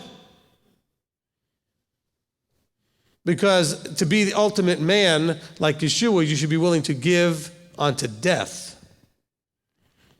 But all you guys out there going, but I want, what's in it for me? What do I get? And by the way, I am so guilty of this at times too. Because I'll give, and I'll think, well, and I don't mean just necessarily with my spouse, but with other people, I'm giving, and then I always wonder, well, where's mine? What do I get back? Anytime a man's thinking that, you're already out of line. Why are you giving to receive? Now, it's appropriate for the woman to be there to receive. That's what you were designed for. Okay? And so that's all. And then, by the way, then you're given children so you can experience the giving part, and then they get to receive. Because that's what they're designed for. So we can learn how to give and receive. Okay? And yes, men, we are to receive, but you're always receiving from the vertical. Do not ask someone below you in the vertical to give to you. Ouch. Okay? I just screwed up everybody. All right? You receive from above. Amen. So as a woman, you receive from the husband. As a mother, you're giving to your children. You don't need to receive anything from your children. They're receiving from you. Then they grow up, and guess what? They get to play the same game as adults that you did, learning how to receive from the vertical and learning how to give to those that they have charge over. Okay? Yeshua received everything from the Father and gave everything to us. Right? That's the vertical. That's why you know that the Father at the top of the chain needs nothing from anybody. He's at the top. All he does is give. He doesn't need anything from us. Okay, does that make sense? Okay? Okay, so I'm just trying to make sure that we kind of clarify that. So thank you, Rabbi Tom, for bringing that up. And look, the book was only supposed to be and then I exposed something that's in the book that the ladies now have a weapon. But ladies, the stuff in the ladies' book that you need to hear too. Okay? So be careful, because you don't need to act like a man either and start being in the part where you're in terms of you need to give your husband guidance and instruction. All of a sudden, he needs to receive from you. Okay? He needs to receive like we do. If you love me, you'll submit to the authority. That's how we can give back to the vertical. Loving the authority by respecting the authority. You want to give back up the chain? You do that by love through submission. Okay, if you love me, guard my commandments, Yeshua says. He says, my Father knows I love him because everything he says to do, I do. Okay? How do you feel good about your children? When they obey you, you feel loved. When they show that they trust you and obey you, then you feel loved. That's how they show it. Now, they also can come over and give you a hug and everything else, but I'm just saying is, they can give you all the hugs and everything else and then and nothing you say, you're not going to feel so loved. The hugs don't mean anything at that point. So you might be like, get away from me. I know that's phony. Oh, but I love you. Yeah, but you don't do anything I tell you. Some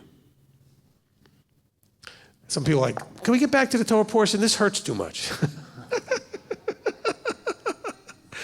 All right, go ahead, Rabbi Tom.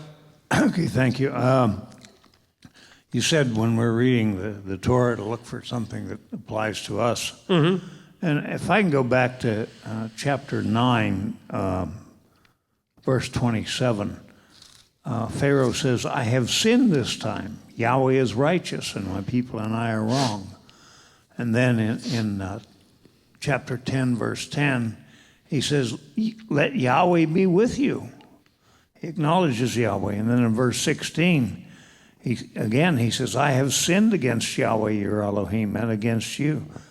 And I got to thinking, and I'm applying this to myself, there were numerous times, so many, almost I'm ashamed to admit them, when things went wrong, I called out to Yahweh, I prayed to him, and I said, get me out of this, or deliver me from this, or whatever, help me out.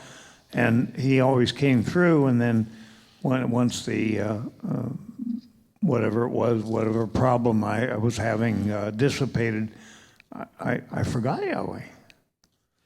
And so I'm really on guard to not do that. But I think we've all done this. It's easy to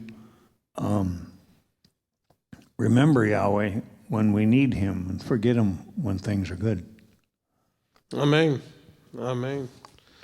Look, I mean, it's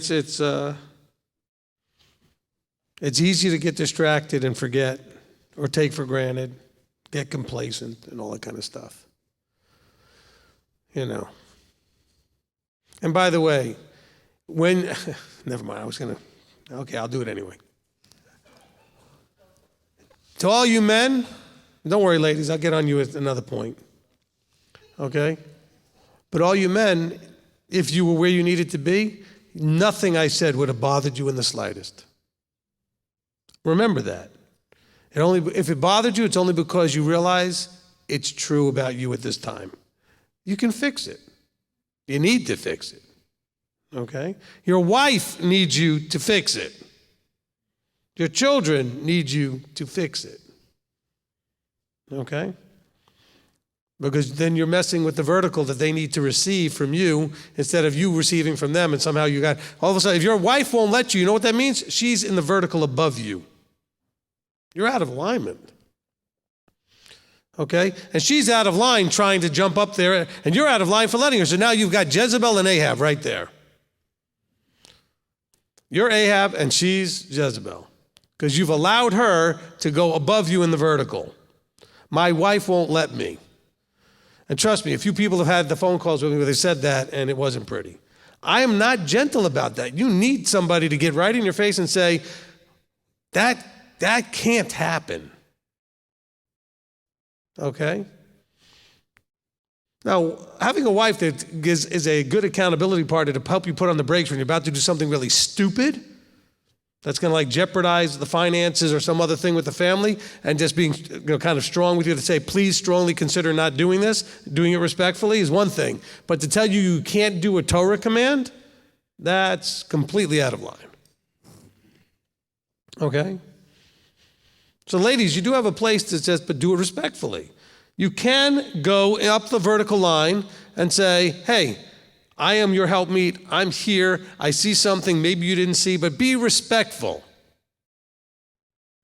Don't assume they don't see it. Don't assume. There could be reasons why they're not doing it or doing what they're doing that you don't know. Give them a chance to explain it. Don't just assume they're an idiot or that they don't know.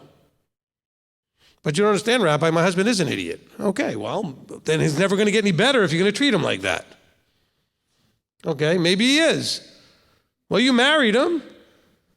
He's never going to get any better if you're just going to keep picking on him and kicking him and telling him he's an idiot. Now, if you go up to him and love on him and say, I believe you could be a great husband and lead this family. Well, I know you've messed this, because he's going to look at you like, well, I've messed this all up. Well, sure, that's true, but that's not the end of the story. I still married you believing you could be great at this. I mean, I got to believe that you married whoever you married believing that it would go good. Oh, but it hasn't. So now what are you going to do? Kicking him isn't going to get you there. Ladies, you are the helpmeet. Believe in and encourage your man. That is the lifeblood of the man, having a wife that believes in him. Okay? You don't have to agree with everything, but you have to believe in him. And let him own the decision. And then if it goes bad, it's on him. All right? You got to believe in him. And guys, if you want him to believe in you, try to work it, proving that worth their efforts. Make the effort. Sure, you've screwed things up most of your life. All of us have. So, what, are you just going to just quit?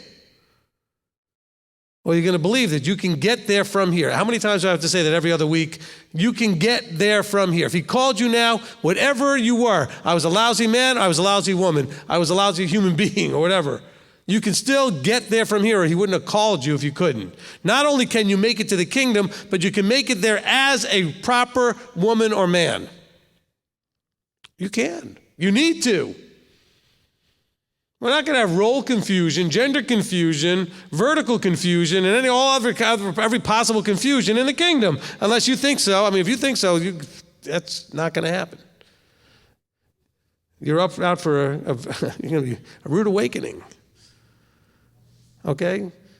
There will be order, proper order as it was supposed to be from the beginning in the kingdom.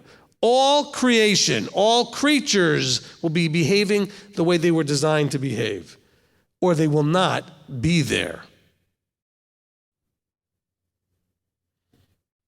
That sounds like a lot of work.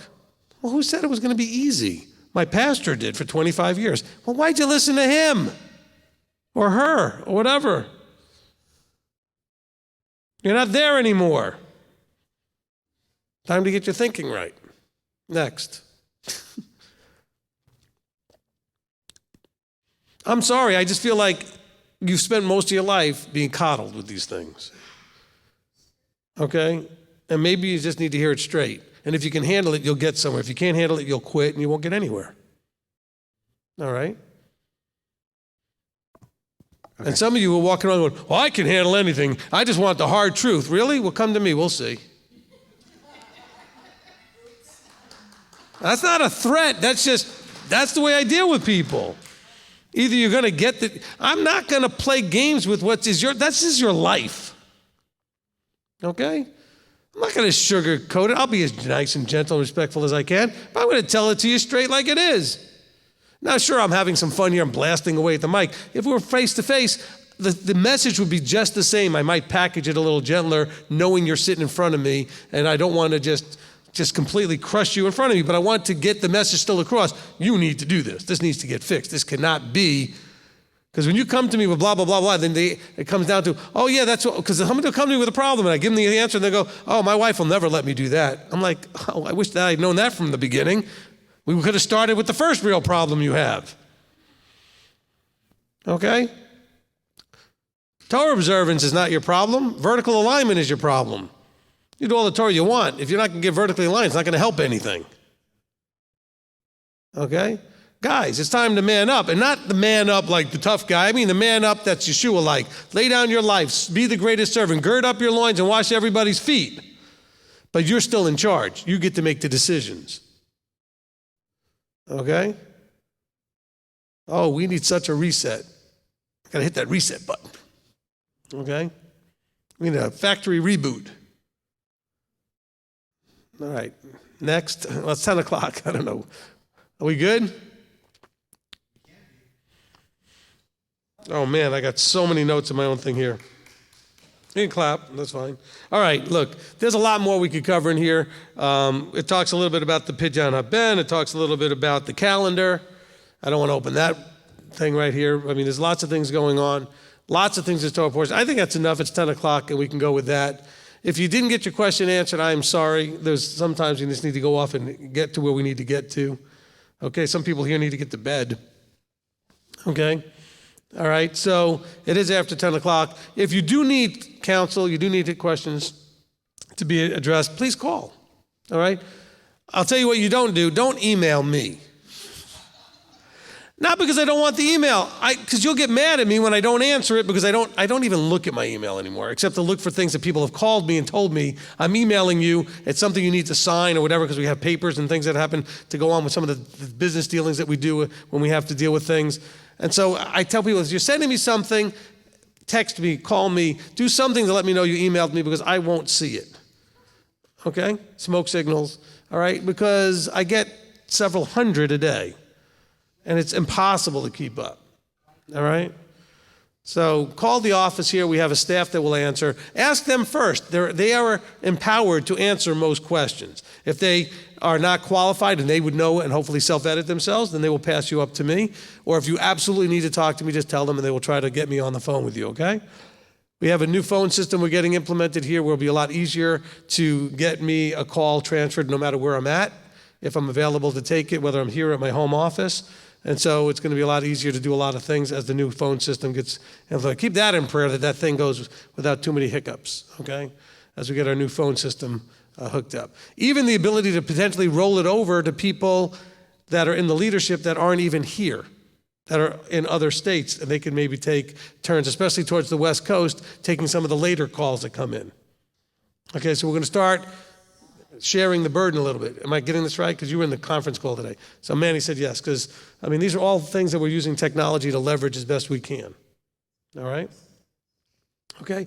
Also means that I can call people after hours, because now I can use my phone app to do that, so now I don't have to worry about everybody getting my cell phone number.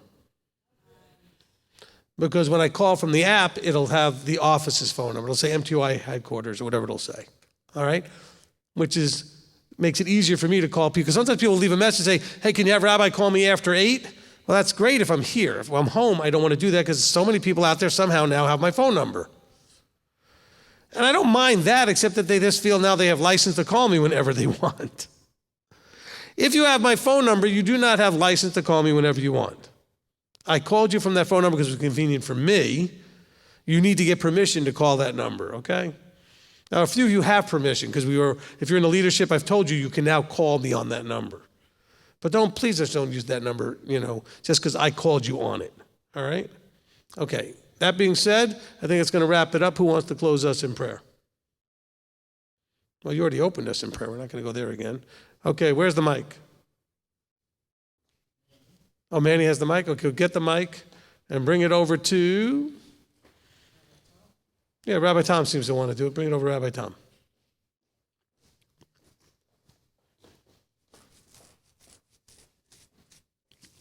Okay, and after he closes us in prayer, those of you that want to can come up here, and we can wave goodbye to everyone who's now mad at me. Okay,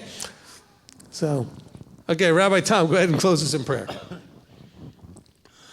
Avinu Malkeinu, Father, we thank you and bless you and praise you for allowing us to have another time when we can occupy ourselves with your Torah.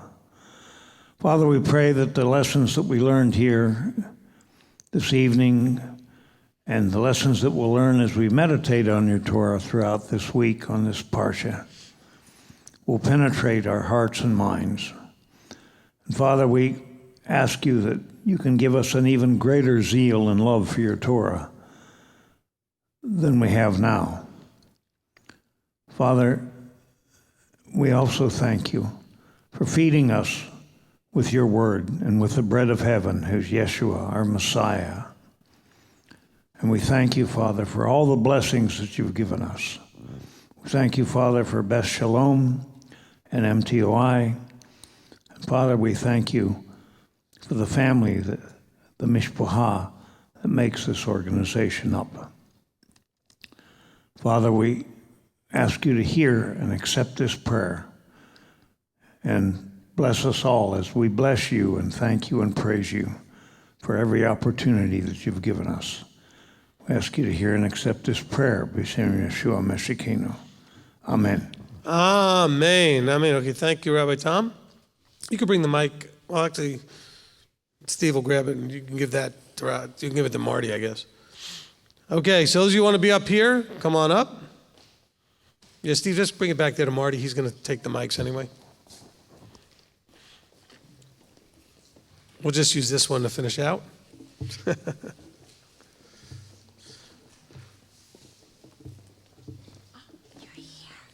Look at that, I'm getting hugs from 2 daughters. Oh, you can all get your hugs after. Okay.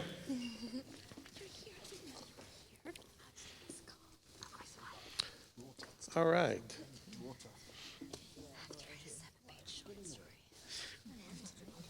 Okay, we good? Robertson, move up a little closer to Rabbi Tom. Now we good? All right, there we go. Fantastic. Okay, so we're going to on 3. We're going to tell everybody, we're going to say Laila Tov, which is good night. Shavua Tov, which is have a good week. And we're going to tell them we love them. Ready? Here we go. 1, 2, 3. Laila Tov! Shavua Tov! We love you!